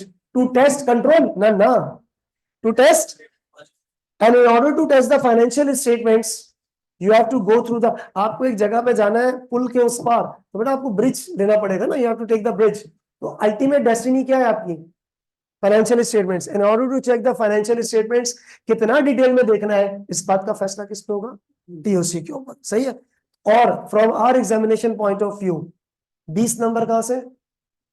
20 में से 15-16 नंबर की केस, 4-5 नंबर नॉलेज बेस्ड, और ये क्या है? 20-25 नंबर का सवाल, कितना? समटाइम्स 30।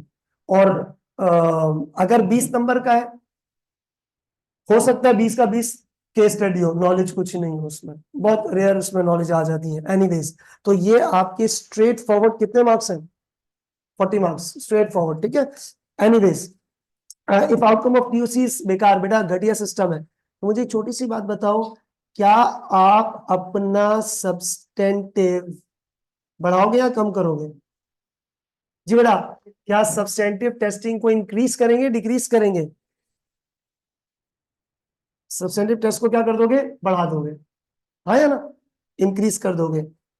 और इसका मतलब मैं आपको बताऊं कि आप अपने टीम, सोचा था हम 10 बंदे बहुत, मैं बोला नहीं यार, इधर कंट्रोल इतना खराब है, 3-4 और हमने लोग रखे, हमें लगा हम 15 लोग मिलकर काम करेंगे, क्योंकि एफएस को ज्यादा डिटेल में देखना है। तो टीम, टाइम, आपका सैंपल, आपकी हरकतें, जिसको हम लोग क्या बोलेंगे? प्रोसीजर्स, कायरो, वो अब आप बढ़ाओगे या कम करोगे? बढ़ाएंगे। क्यों? सर सिस्टम खराब है, एफएस भी खराब ज्यादा होने के चांसेस है। एंड नीचे वाला case will become now vice versa. बेटा अगर आपने आउटकम निकाला कि TOC is very good, you have tested the control, perfect control, जबरदस्त लगे आपको, क्या करोगे? सब्सटेंटिव 0 कर दें? क्या कर देंगे? हल्का हाथ रखेंगे, कम कर देंगे। वो 0 तो नहीं कर सकते ना। आपने बोला कंट्रोल बहुत अच्छे हैं, एफएस देख ही नहीं रहा, मैं ऐसा तो नहीं करेंगे। फिर वहां करने क्या गए हो? एक्चुअल चीज क्या है? फाइनेंशियल स्टेटमेंट्स, ठीक है। कॉपी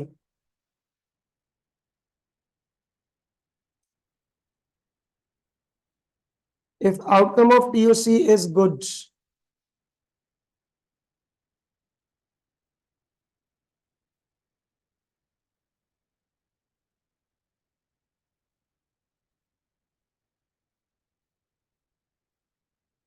सब्सटेंटिव का आपने क्या कर देना बेटा, बढ़ा दोगे, कम करोगे या जीरो करोगे? जीरो तो नहीं करोगे ना, क्यों नहीं करोगे? जीरो क्यों नहीं करोगे? करने क्या करोगे, है ना?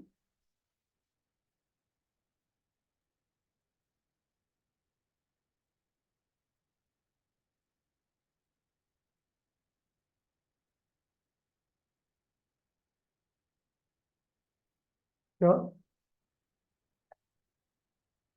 क्या ओके ओके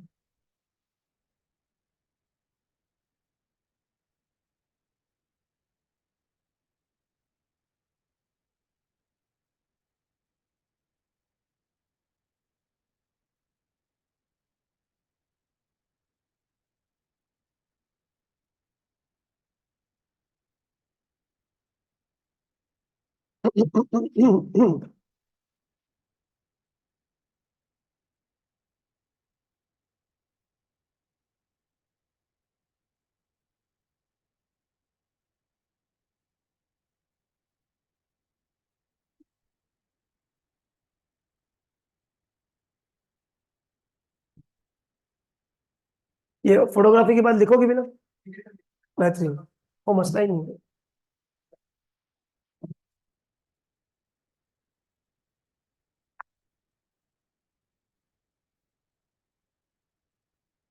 आजा चल, तू भी आगे बैठ जाना भाई।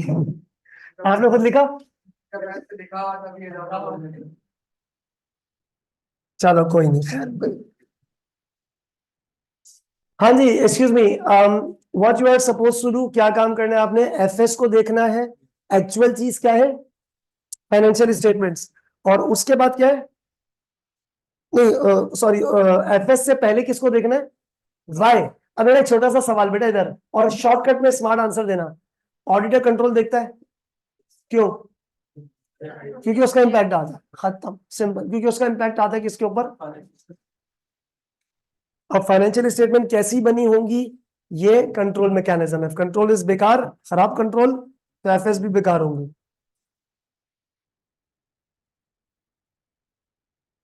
अंग्रेजी ना यूज कर लेना, बेकार मतलब यूजलेस, यूजलेस नहीं बोलना, क्या बोलेंगे? Punishment is मिसस्टेटेड। नहीं नहीं, मिसस्टेटमेंट को अकेला नहीं बोलेंगे, मटीरियली मिसस्टेटेड, तो अकेला नहीं, मटीरियल मिसस्टेटमेंट।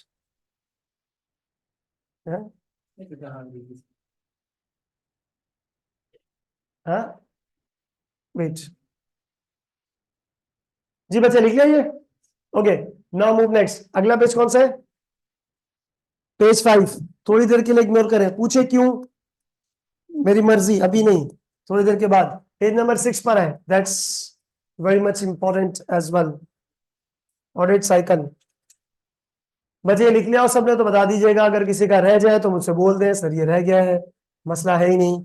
इधर आओ बेटा, इधर बच्चे सारे इधर देखिएगा स्क्रीन पे, कॉपी मत करना। आप लोगों ने बचपन में फाइनेंशियल अकाउंटिंग पढ़ी थी, हाँ या ना? इधर इधर इधर इधर स्क्रीन पर देखे सारे बेटा, ये ऐसे ही मैं लिख रहा हूँ, उसको कॉपी मत करना, मैं मिटा दूंगा, जरूरत ही नहीं है। अकाउंटिंग में डायरेक्ट फाइनेंशियल स्टेटमेंट बनती है नहीं, गौर से सुनना, नो नीड टू कॉपी। सबसे पहले बच्चों वाली अकाउंटिंग जो होती है, उसमें हम बेटा सबसे पहले क्या बनाते हैं? एंट्री, डेबिट क्रेडिट, हाँ या ना? एंट्री के बाद क्या होता है? नहीं नहीं नहीं नहीं, बेटा एंट्री के बाद जो है ना, वो बनती हैं books of prime entry, sale day book, purchase day book, ये बुक वो बुक, हाँ या ना?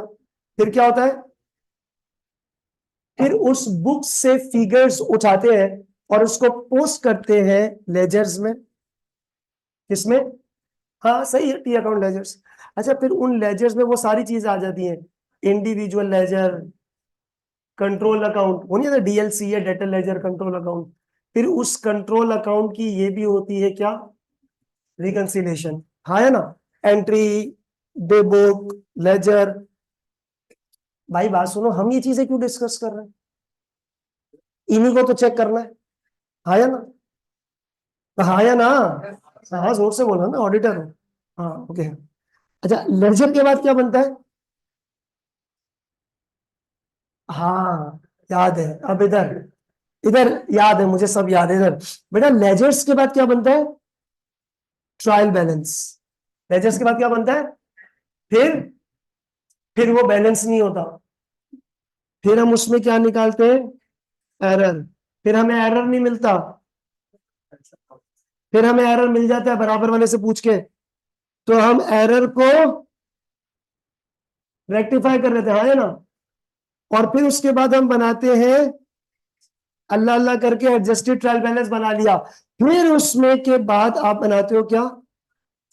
जिसमें इनकम स्टेटमेंट पहले बनती है, क्योंकि प्रॉफिट उठा के आपको इक्विटी में पार्क करना होता है, बैलेंस शीट और फिर वगैरह वगैरह। सही है बेटा, इसको बोलते हैं अकाउंटिंग साइकिल। क्या ये है आपके पास अकाउंटिंग साइकिल। इसका मतलब ये है कि अकाउंट, अगर मैं आपको बोलूं बेटा ट्रायल बैलेंस बनाओ, तो डायरेक्ट नहीं ट्रायल बैलेंस बनता है, ये पूरे एक प्रोसेस से गुजरता है ना, हाँ या ना बच्चों, आपने बचपन में यही पढ़ा है।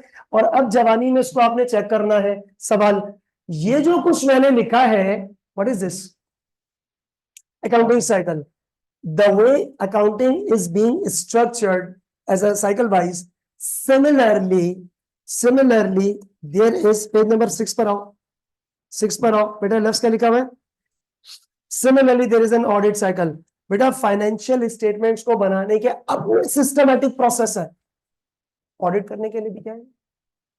अपने सिस्टमैटिक प्रोसेस है। ये नहीं आप ऑडिटर है, एक्सक्यूज मी, आप कौन हो? ऑडिटर। कंपनी में गए, क्या करोगे? इधर रेडी करेंगे और क्या छमछम खेलोगे वहां पे? मुझे बताया क्या मतलब, पहले क्या चीज करनी है? ये नहीं कि आप कंपनी में घुसे, हाँ भाई ट्रायल बैलेंस दिखाओ, नहीं भाई, ऑडिट का भी क्या है, अपना ही प्रोटोकॉल है करने का ना। तो अब इधर आइएगा बेटा, नेक्स्ट क्या लिखा, सॉरी, ऑडिट साइकिल, और मैंने लफ्ज का इस्तेमाल किया है। सबसे पहला ये क्या लिखा है? अपॉइंट या रीअपॉइंट, मतलब पिछले साल थे आप ऑडिटर, इस साल दोबारा शेयर होल्डर ने आपको वो कर लिया, वोट दे दिया, यस और नो? किस महफिल में होगे? उस महफिल का नाम एजीएम है। इसके बाद सबसे पहला पॉइंट क्या हुआ, जरा जल्दी बताइएगा बेटा। ऑडिटर क्या हुआ है? अपॉइंट हुआ, या फिर रीअपॉइंट, बराबर। उसके बाद नंबर 2 में ये है, ये क्या है? पढ़ते हैं, ऑडिट इंगेजमेंट लेटर। क्योंकि ऑडिटर को कंपनी या उनके शेयर होल्डर ने इंगेज किया है। हम एक मैकेनिक बुलाते हैं 2 घंटे के लिए, वो मशीन चेक करानी है, तो मैंने उसको 2 घंटे के लिए इंगेज किया है, ठीक है, हमने उसको अपने काम के साथ इंगेज किया है। अब सर कलर करवाना, यहाँ पे लेबर आएगी, उसको आपने इंगेज किया है। तो एक शेयर होल्डर ने ऑडिटर को अपॉइंटमेंट्स दी है, तो कंपनी ने उसको अपने साथ क्या कर लिया है? इंगेज किया है। तो बेटा ये क्या लिखा हुआ है? ऑडिटर अपॉइंट हुआ या रीअपॉइंट हुआ, फिर क्या बनेगा? नेक्स्ट क्या लिखा है? Audit engagement letter. ये बनाना लाजमी है, फ्यूचर में जब पढ़ाऊंगा तो बोलूंगा आइजा 210 बोलता है, कौन बोलता है? अभी मत लिखो आइजा के नाम नंबर वगैरह। बच्चे इधर, what is AEL? Audit engagement letter ये होता है कॉन्ट्रैक्ट है, एग्रीमेंट है, किस किस के दरमियान? ऑडिट फर्म और आप कौन? स्टूडेंट्स चार्टेड अकाउंटेंसी फर्म, मैं हारिस हनीफ लिमिटेड, मैं उसका सीईओ, आप ऑडिट फर्म के मेन लीड पार्टनर। तो एक एग्रीमेंट बनेगा, उस पर दस्तखत होगी, उस एग्रीमेंट में क्या क्या लिखा होगा, बोलना शुरू करूंगा टॉपिक स्टार्ट हो जाएगा। शॉर्टकट में बात करते हैं, शॉर्टकट में 2023 का ऑडिट कर रहे हो, तुम्हारी फीस ये है कुछ जो एग्रीमेंट के टर्म्स एंड कंडीशंस, खत्म वो सारी चीजें। तो सबसे पहले ऑडिटर भर्ती हुआ किस महफिल में? एजीएम में। फिर क्या हुआ? ऊपर एरो मार के लिखो,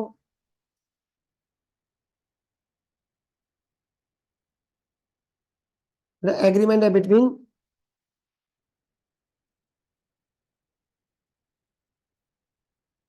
क्लाइंट कंपनी। बेटा ये एग्रीमेंट है किसके दरमियान? जल्दी बोलो बेटा, किसके दरमियान? फर्म और क्लाइंट कंपनी के दरमियान एक एग्रीमेंट है, राइट? बस कंटेंट्स नहीं लिखना, वो कंटेंट्स ऊपर शुरू हो जाएंगे बहुत ज्यादा। बेटा अब बताओ, सबसे पहले ऑडिटर भर्ती हुआ, फिर उसने एग्रीमेंट साइन किया, अब क्या होगा? अब वो आएगा कंपनी में, इधर देखें, ये नंबर 3, बेटा audit is not the surprise activity, audit कोई छापा नहीं मारने आ रहे। ये लफ्ज क्या लिखा हुआ है जी बेटा, ये लफ्ज क्या लिखा हुआ है आपके पास, प्लानिंग स्टेज। मैं आपको वैसे ही बता दूं बच्चे, प्लानिंग स्टेज में ना ऑडिटर के कुछ काम है, जिनमें से एक काम जो सब कामों के ऊपर वो चीज डिपेंड करती है, दैट इज रिस्क असेसमेंट। क्या है सवाल बच्चे, अगर आप ऑडिट करने आए, एजीएम हुई थी 2 हफ्ते पहले, एग्रीमेंट साइन हुआ, आप इधर आ गए कंपनी में, मैंने एफएस बना के रखी हुई है, आपने बोला सर एफएस दिखाओ, मैंने कहा ये लो एफएस। आप एफएस को रीड करके रिस्क निकालोगे। क्या निकालोगे, क्या क्या प्रोसीजर्स इस्तेमाल करने हैं, कायरो में क्या क्या प्रोसीजर लगाने हैं, उन सब का क्या करोगे, प्लान करोगे। क्या करोगे, ये रिस्क है, मैं ऐसे चेक करूंगा। मिसाल, आपने बेटा इस वक्त आप कौन सी फेज में हो जरा बताओ, जल्दी बोलो। प्लानिंग फेज में। एक छोटी सी मिसाल लेते हैं, आपको प्लानिंग फेज पे मैंने इंफॉर्मेशन दी कि मैंने कंपनी ने एक नई प्रेमिसेस, एक स्टोर खरीदा है। क्या खरीदा है, एक प्रॉपर्टी खरीदी है। ये बात तुम्हारी नॉलेज में कब आई बेटा, कौन सी फेज में आई, प्लानिंग फेज में ये आपके पास इंफॉर्मेशन आई है। ठीक है, अब प्लानिंग फेज में ये इंफॉर्मेशन आई कि कंपनी ने क्या परचेस किए, बोलो क्या परचेस किए, प्रॉपर्टी। तो प्लानिंग फेज में आपने क्या काम करना है, आपने उसका रिस्क असेस करना है। पहला रिस्क, आपने बोला झूठ बोल रहा है, हो सकता है खरीदी ना हो। अब वो बोला भाई कितने की खरीदी, बोला 2 करोड़ की, बोलता हो सकता है 1.5 करोड़ की हो, ये हमें ओवर स्टेटमेंट बता रहा है। तो आपने क्या निकालना शुरू कर, जल्दी बताओ। और साथ ही साथ आपने अपने प्रोसीजर्स को भी प्लान करना है। क्या प्लान करना है, आपने बोला ये आरिफ समीर बोल रहे हैं ना प्रॉपर्टी खरीदी है, तो जिस बंदे से खरीदी है उससे पूछ सकते हैं। मैंने अगर 2 करोड़ की प्रॉपर्टी खरीदी है फॉर एग्जांपल, तो क्या लगता है उसमें मैंने पैसे नहीं दिए होंगे, है ना, इनवॉइस नहीं, बैंक स्टेटमेंट, क्योंकि प्रॉपर्टी की इनवॉइसेस नहीं होती हैं। आपने बोला जहां खरीदी वो इलाका जाके विजिट करूंगा वगैरह वगैरह। आपने प्लानिंग फेज पे मेजरली काम क्या करना है, रिस्क निकाल के प्रोसीजर्स करने हैं या प्लान करना है, प्लान करना है। You are making a plan, ये यार ये हमारा प्लान, ऐसे जाके हमने अटैक करना है, दिस इज द वे। तो प्लानिंग स्टेज पे आपके बहुत सारे काम है बेटा। यहां पर मैं लिख रहा हूं मैनी टास्क, मैनी टास्क, और उसमें जो इंपॉर्टेंट टास्क है वो क्या है, risk assessment. And for your kind information, एक सवाल किधर से है, रिस्क 20 नंबर का ऑलमोस्ट, एक टीओसी, तीसरा 3, कितने नंबर 60, थोड़ा कम कर लो तो 50-55 on average. So this is the actual audit. तो बेटा मैनी टास्क, जिसमें से वन ऑफ द इंपॉर्टेंट काम जो है बेटा, one of the important task जो है बच्चे वो क्या है बताइएगा, रिस्क एंड रिस्पॉन्स। इसको आपने क्या करना है बच्चों, जल्दी बताओ, प्लानिंग करना है, रिस्क एंड रिस्पॉन्स। कॉपी करें से,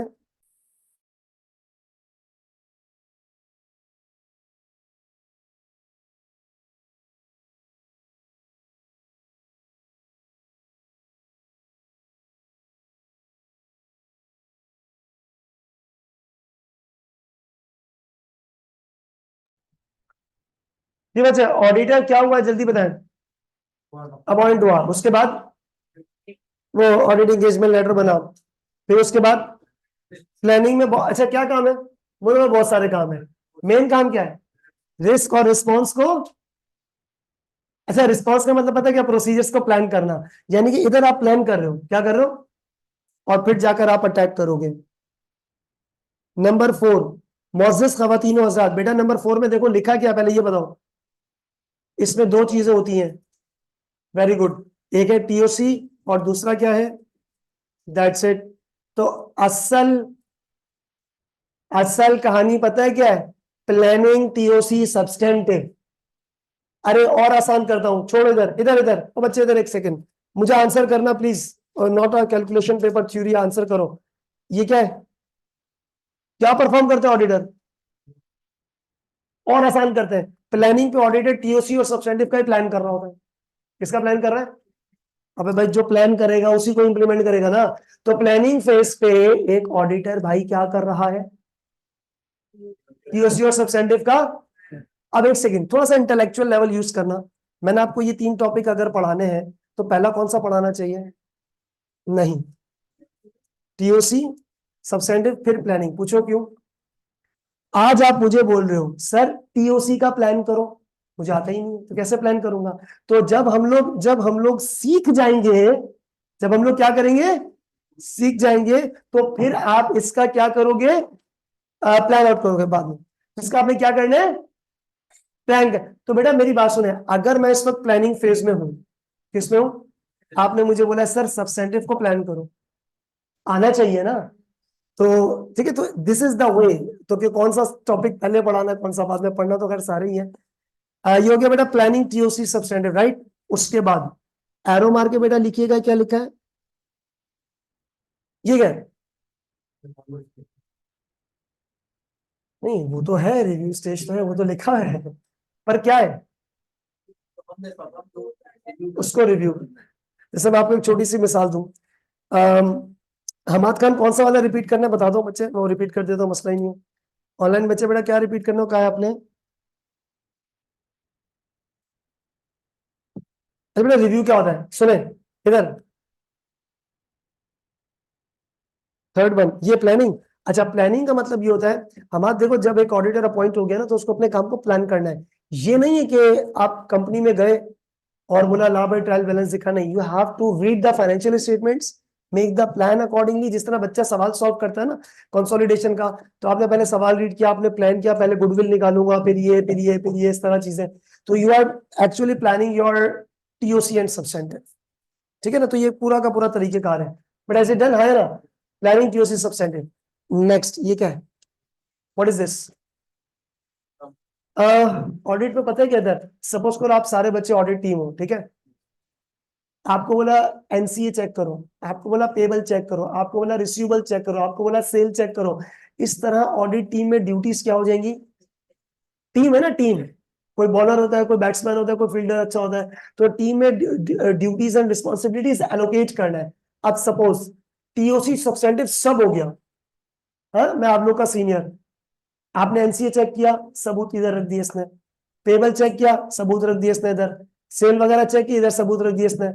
मैं अब इन सब चीजों को क्या कर रहा हूँ? रिव्यू, कि काम हम सही हुआ है।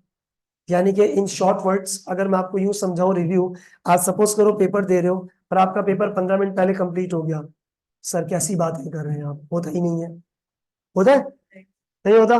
बास का तो आधा घंटा पहले भी हो जाता है, क्यों? आता ही नहीं है, अच्छा से नहीं आता भी है, आता भी बात ही नहीं है।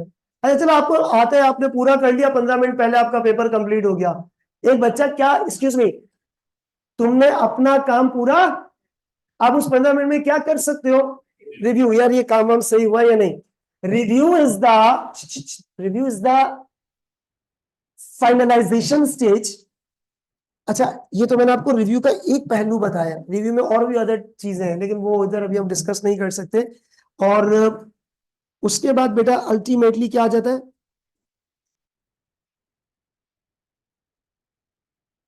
जी मोअज़्ज़िज़ ख़वातीन व हज़रात, अल्टीमेटली आपने क्या चीज एक्सप्रेस कर देनी है? हमाद खान आ गया समझ में, ठीक है ग्रेट। फिर आपने बेटा ऑडिट रिपोर्ट दे देना है, और वो क्या है आपके पास? Audit opinion on the financial statements. बेटा ये ऑडिट साइकिल है। अब सारे बच्चे पेज नंबर 2 पे आइएगा जरा, मुअज़्ज़िज़ ख़वातीन व हज़रात, ladies and gentleman, page number 2, ये पेज नंबर 2 सॉरी 3 पे, सॉरी पेज नंबर 3। जी उरूज बेटा अभी बता देता हूँ, जस्ट अ मिनट। बेटा ये जरा पेज नंबर 3 की पहली लाइन पढ़ो, क्या लिखा है? कोई चीज मिस नहीं होता ना आपको, या कल बताया था ऑडिटर को सिस्टमैटिक वे में काम करना है, पेज नंबर 6 पे लिखा है ना, तो वो ये रहा बेटा। सिस्टमैटिक वे में क्या है, एक्सक्यूज मी, प्लीज अपने दिमाग में इसको नक्श करना है। पहले ऑडिटर क्या हुआ है? अपॉइंट होता है, जब शेयर होल्डर ने अपॉइंटमेंट वगैरह एजीएम में कर लिया, उसके बाद कंपनी में ये थोड़ी कि शेयर होल्डर बोला आ जा, बोला भाई आ जा, ऐसा थोड़ी है। फॉर्मल एग्रीमेंट, सही एग्रीमेंट, एग्रीमेंट बनेगा किस किस के दरमियान? क्लाइंट और फर्म के दरमियान, तब आप ऑडिटर कानूनी तौर पे पक्के हो गए हो, क्योंकि बेटा कंपनी लॉ नाम की भी कोई चीज इन्फ्लुएंस करती है ना, तो इट शुड बी डॉक्यूमेंटेड, कानूनी हैसियत है। एग्रीमेंट, अब आप वो हो गए। फिर क्या है? प्लानिंग फेज, इसमें आपने क्या काम करना है? नहीं नहीं, टीओसी सब्जेक्ट नहीं, इस तरह नहीं बोलो, पहले बोलो रिस्क असेस करेगा, फिर टीओसी सब्जेक्टिव का प्लान करना है। प्लान नहीं करना, पहले क्या करना है? Risk is a very much important thing यार। अच्छा खैर, एनीवेज, तो बेटा आपने क्या करना है, अपने रिस्क है, टीओसी और क्या है, सब्सटेंटिव है। यानी कि अच्छा, ये अपने लिए ना जरा यहां पर लिख लेना भाई, इस प्लानिंग से एक सीआरक्यू है, इधर से एक सीआरक्यू है, इधर से एक सीआरक्यू है। आई बात समझ में? हम्म। तो टीओसी सब्सटेंटिव को प्लान कर लिया। अच्छा, ये ऑनलाइन स्टूडेंट ने एक सवाल किया था, उरूज बेटा ये सुन लो। बेटा जब आप टीओसी सब्सटेंटिव कर लोगे ना, तो अपने काम को रिव्यू किया है। जैसे मिसाल, यू आर दी ऑडिटर, आपने सारे ऑडिट प्रोसीजर अप्लाई कर दिए, थोड़ी कोई ओपिनियन देना, एक बार रीचेक कर लो। इट्स अ रीचेकिंग स्टेज एक तरह से, क्या ऑडिट टीम अपने काम को रीचेक कर रही है। हाँ या ना? अच्छा बेटा, जब रिव्यू हुआ, मोसेस खवातीन और हज़रात, इधर इधर देखिए बेटा, रिव्यू होने के बाद क्या होगा? ओपिनियन। ओपिनियन किधर लिखेगा ऑडिटर? आ जाओ, पेज नंबर 7। ये एक इतना इंपॉर्टेंट टॉपिक है, जब मैं इसको पढ़ाने जाऊंगा 2 क्लासें लगेंगी। कितनी क्लासें? 2 से 2.5 क्लासें विद क्वेश्चन प्रैक्टिस। इधर आपको मैं थोड़ी देर में बता दूंगा, उसकी वजह उधर डेप्थ है। एक बच्चे को, ऑडिटर को पहले पता होना चाहिए कि ओपिनियन कितने तरह के होते हैं। ये लफ्ज क्या लिखा है बेटा? ओपिनियन ऑफ द ऑडिटर, ठीक है, ओपिनियन। इसको मैं आपको ब्रेक के बाद बता दूं। नमाज पढ़ के आ जाए, नमाज पढ़ के आ जाए। ऑनलाइन बच्चे डिस्कनेक्ट नहीं करना, ठीक है, 15-20 मिनट में आ जाए।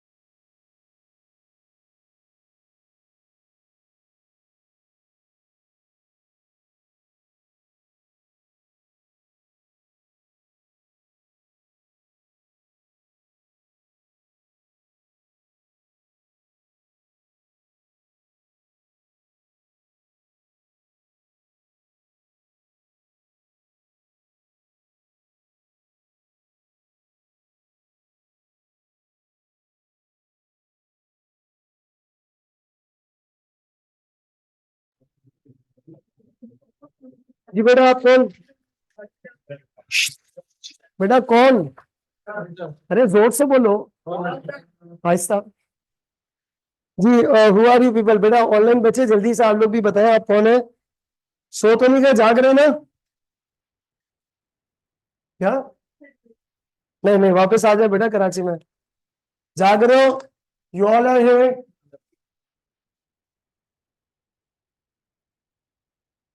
ओके।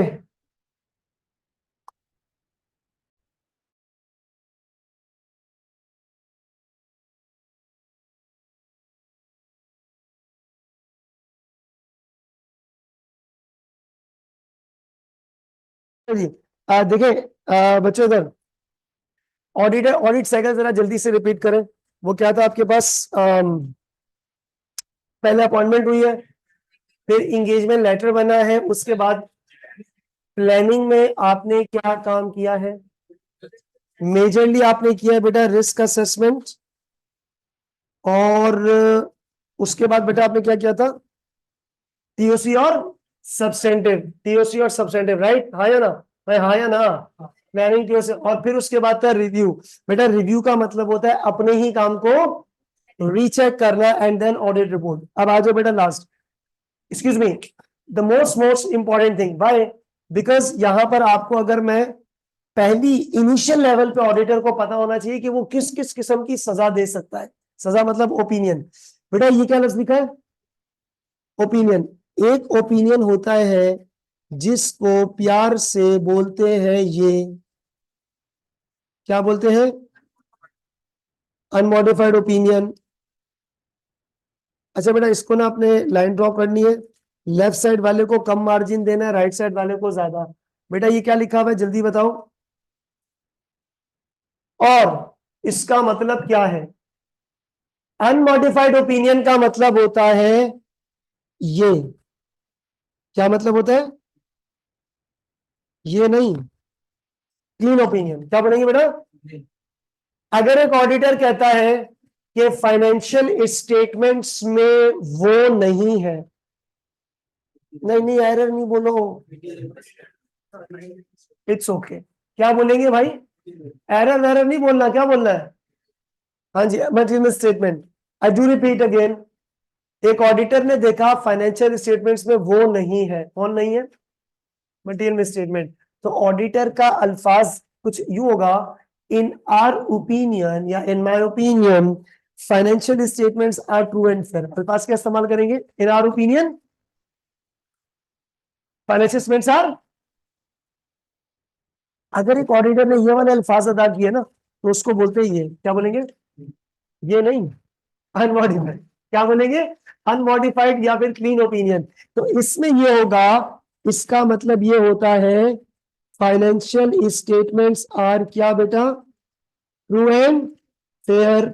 इस किस्म के ओपिनियन को, इस किस्म के अल्फाज को क्या बोलेंगे? Unmodified opinion, right? और ऑडिटर, अच्छा बेटा मैं ये नहीं बोलूंगा ट्रू एंड फेयर। अब जब भी मैं आपसे बात करूंगा ना ऑडिट की लैंग्वेज में, क्या बोलूंगा? अनमॉडिफाइड। मैं बोलूंगा बेटा अनमॉडिफाइड ओपिनियन, इसका मतलब क्या है? True and fair. केस 2। दूसरा बेटा, दूसरा होता है आपके पास मॉडिफाइड ओपिनियन, नहीं ओपिनियंस। जी बेटा, मॉडिफाइड ओपिनियन नहीं, ओपिनियंस। इसकी भी 3 टाइप्स होती हैं। ये बच्चे को पहली क्लास में मैं समझता हूँ पता होना चाहिए, है? बेटा पहले लिखा क्या है? क्या होता है वो? सब कुछ ठीक है? हाँ या ना? हाँ बोलो ना, आवाज निकाल के, ऑडिटर हो भाई। दूसरा क्या है? मॉडिफाइड ओपिनियन नहीं है, ओपिनियंस है। अब सुने, 3 टाइप्स है। नंबर ए, बेटा ए है आपके पास,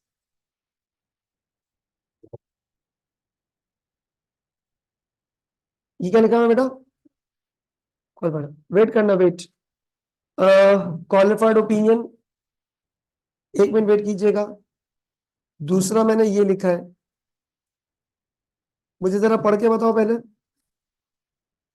एडवर्स ओपिनियन। अब सबक बेटा, कोई बच्चा कॉपी नहीं करेगा अभी, एक मिनट वेट। ऑनलाइन बच्चे बेटा प्लीज वेट, सिर्फ पहले सुनने पे ध्यान दें। कौन हो आप? मेरी फाइनेंशियल स्टेटमेंट देखी आपने, और उस फाइनेंशियल स्टेटमेंट्स में ये थी, कौन थी? क्या करोगे? ना ना डायरेक्टली, अच्छा रियलिटी में ऐसा नहीं होता, आगे चलेंगे बताऊंगा। ऐसा 450 कहता है ये, अभी सिर्फ सुने। मेरी फाइनेंशियल स्टेटमेंट में क्या थी? एमएम। बेटा क्या थी? एमएम। क्या करोगे? डायरेक्टली सजा दे दोगे? नहीं। हाँ, छोटी सी मिसाल ले लेते हैं। पेबल थे 50,000, कितने थे? मैंने अंडर स्टेट करके लिख दिए 20,000। सही है? मैं हाँ या ना मिस करके 20 लिख दिए, तो आप क्या डायरेक्टली मॉडिफाई कर दोगे ओपिनियन? छोटी सी गलती भी गोली मार दी? नहीं। आप क्या करोगे? पहले मुझे बोलोगे सर इसको ठीक करो, मैंने कहा नहीं, नहीं करना। अब आप क्या करोगे? अब गोली, दहशतगर्दी? नहीं नहीं, क्या करेंगे?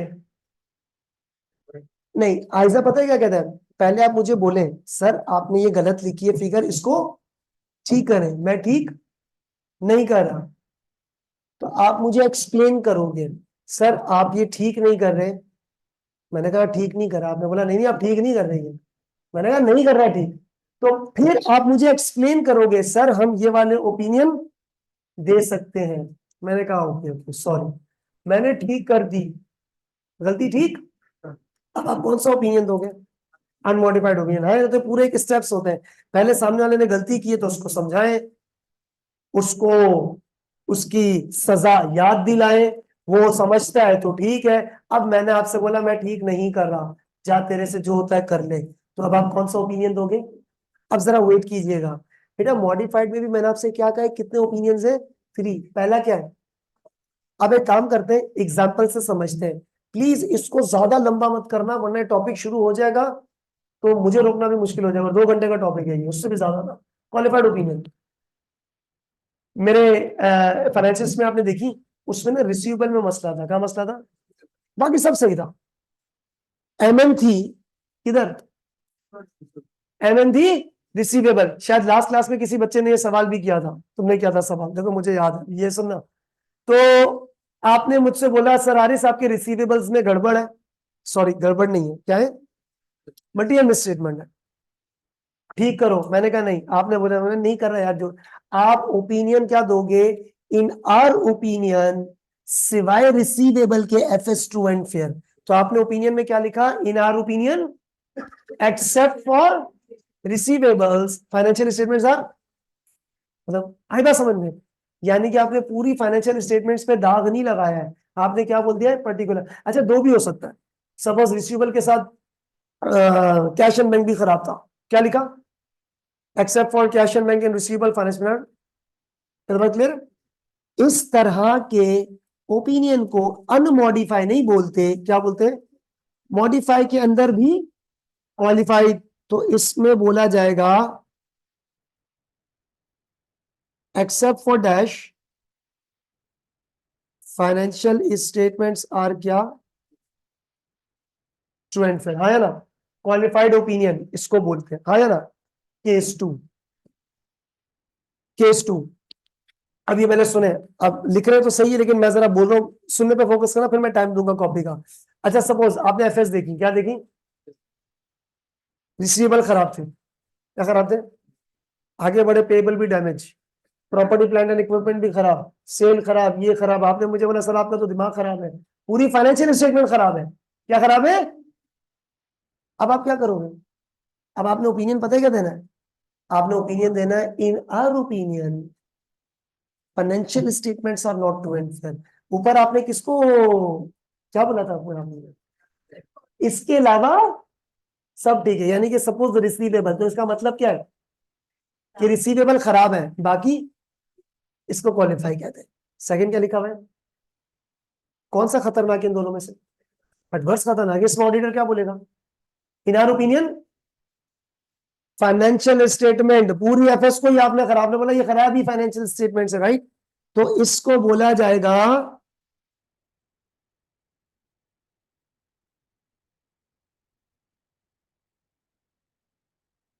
क्या बोला बेटा? Financial statements are not true and fair. जल्दी से कॉपी करो, फिर मुझे तीसरा भी बताना है।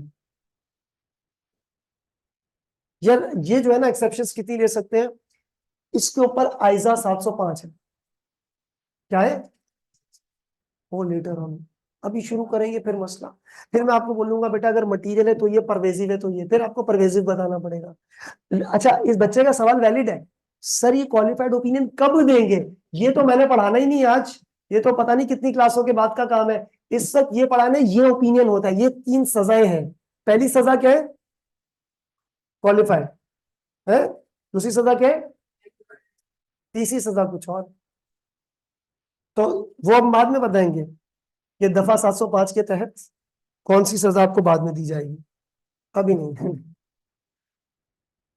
क्वालिफाई ओपिनियन मतलब सिवाय पर्टिकुलर चीज के एफएस क्या है, ठीक है। एडवर्ड्स क्या है बच्चे, जल्दी बताओ? FS is not true and fair. तीसरा, इन दोनों में से बुरा क्या है? क्वालिफाइड और एडवर्ड्स ज्यादा बुरा है। दोनों में से ज्यादा बुरा क्या है? एडवर्ड्स बुरा है सर। आप पता है ये बुरा है क्वालिफाई, एडवर्ड्स ज्यादा बुरा है, तीसरा इससे भी ज्यादा बुरा है। सर अब क्या है, ये कौन सी सजा है?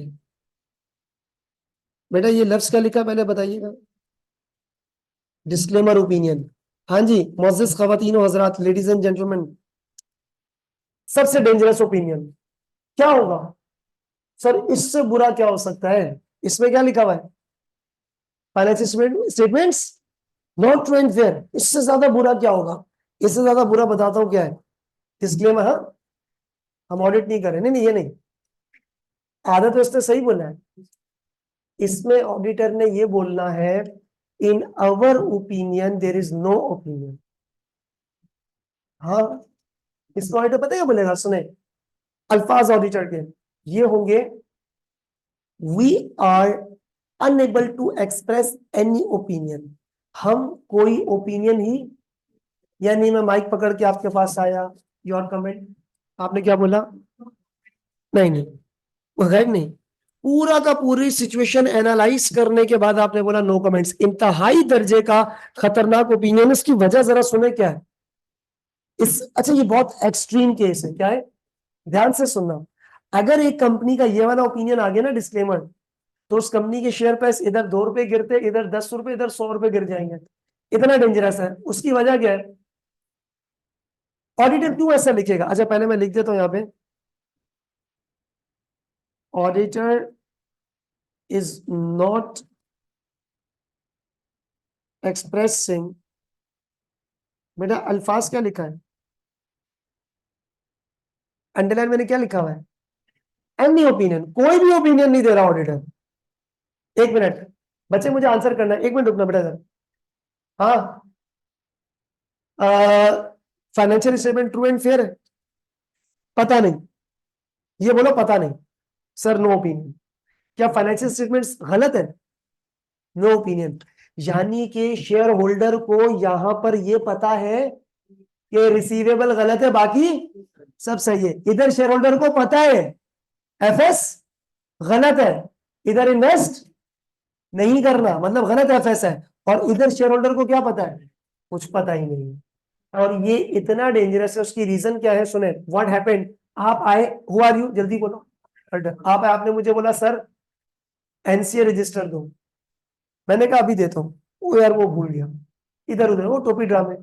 सरारिस वो इन्वेंट्री काउंट करनी है, वेयर हाउस का है। मैंने कहा वो साइट एरिया में। आपने बोला चलो चल के इन्वेंट्री काउंट कर दे। मैंने बोला चलो। मैंने कहा गाड़ी का टायर पंचर। आपने बोला मैं खुद चला था। मैंने कहा हालात खराब है। आपने बोला सर बैंक स्टेटमेंट, मैंने कहा अभी दे रहा हूँ। मैंने कहा फाइनेंस डायरेक्टर के पास है, वो दुबई चला गया। चलो वो क्या, यानी कि मैं आपको एविडेंस नहीं दे रहा। क्या नहीं दे रहा? इतने टोपी ड्रामे करा रहा हूं। आपने, इसका मतलब पता है क्या है? आप 2 महीने कंपनी में थे, आपने अपने प्रोसीजर्स लगाए। किसकी कानूनी जिम्मेदारी है एविडेंस मांगना? मांगना तुम्हारी, ऑडिटर की। किसकी कानूनी जिम्मेदारी है? मैनेजमेंट की। और आपको एक बात मैं बताऊं साफ साफ, ये बात ऑडिट एंगेजमेंट लेटर में लिखी जाती है कि management is responsible financial statement को प्रिपेयर करना, फाइनेंशियल स्टेटमेंट पे कंट्रोल लगाना। Management is responsible to give you the evidence. अब आपने मेरे से बोला सर फलाना एविडेंस, मैंने टोपी ड्रामे किए ये वो, आपको तसल्ली बख्श सबूत नहीं मिले, यानी कि तुमने 2 महीने कंपनी में गुजारे, अपनी भरपूर कोशिश की, सॉरी अपने भरपूर प्रोसीजर्स लगाए, और मैनेजमेंट ने आपको एविडेंस 2.5 महीने के बाद आपने बोला यार हारिस भाई आप तो कोई एविडेंस ही नहीं दे रहे हो, sorry, not expressing any opinion. ये ओपिनियन चला गया मार्केट में, रिलीज हो गया, छप गया, आज की ताजा खबर, देयर इज नो खबर।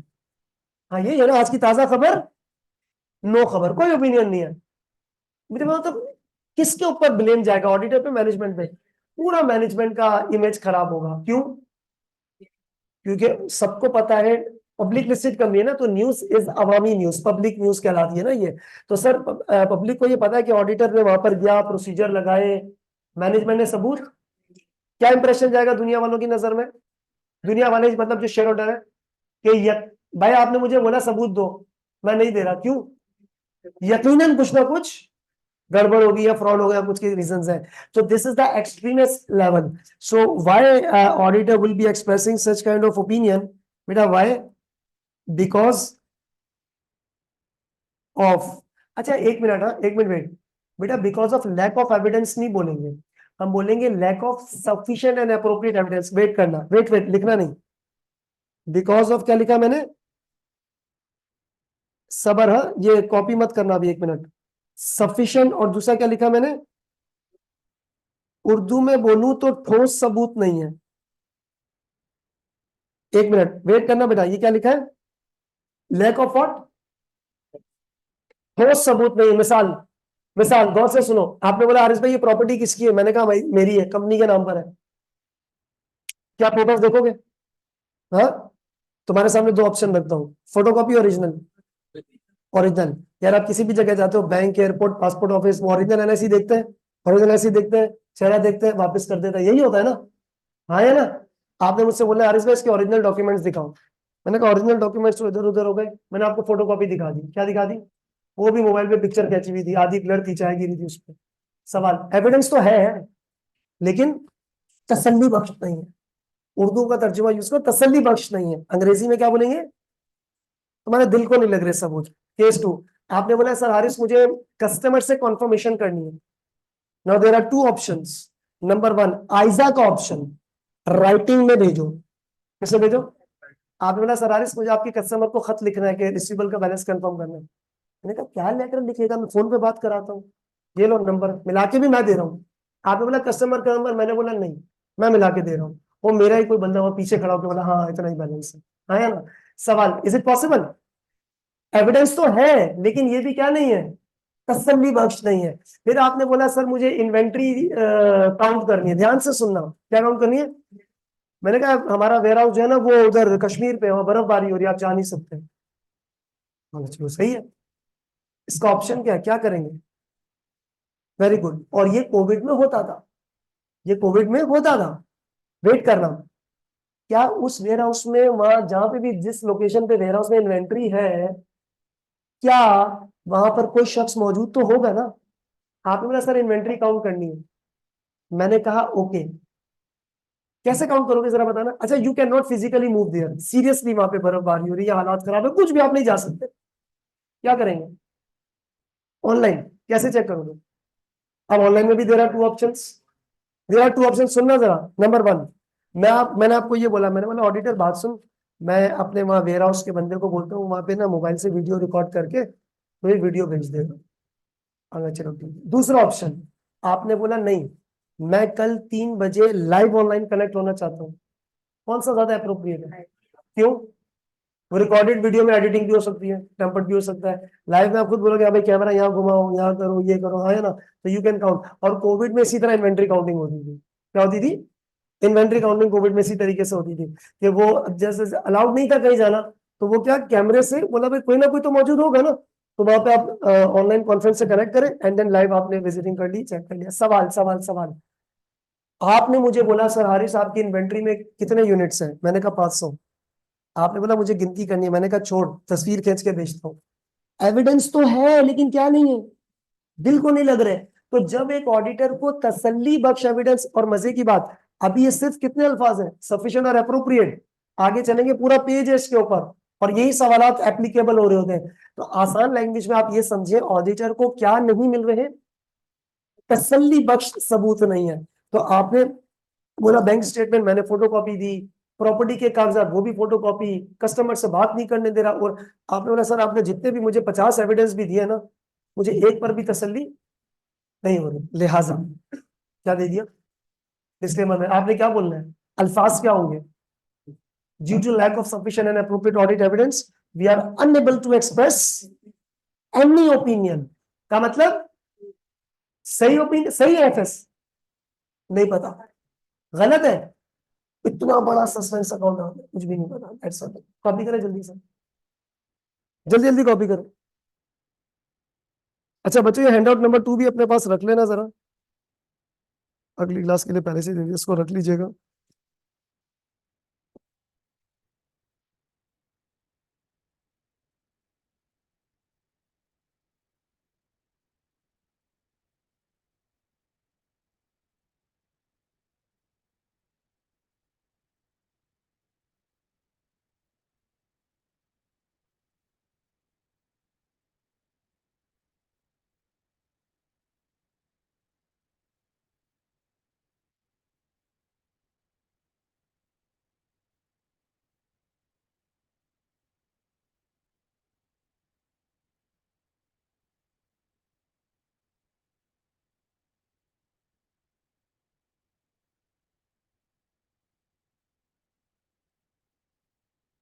अच्छा अलीजा, बेटा ये ऑनलाइन बच्चों का सवाल है।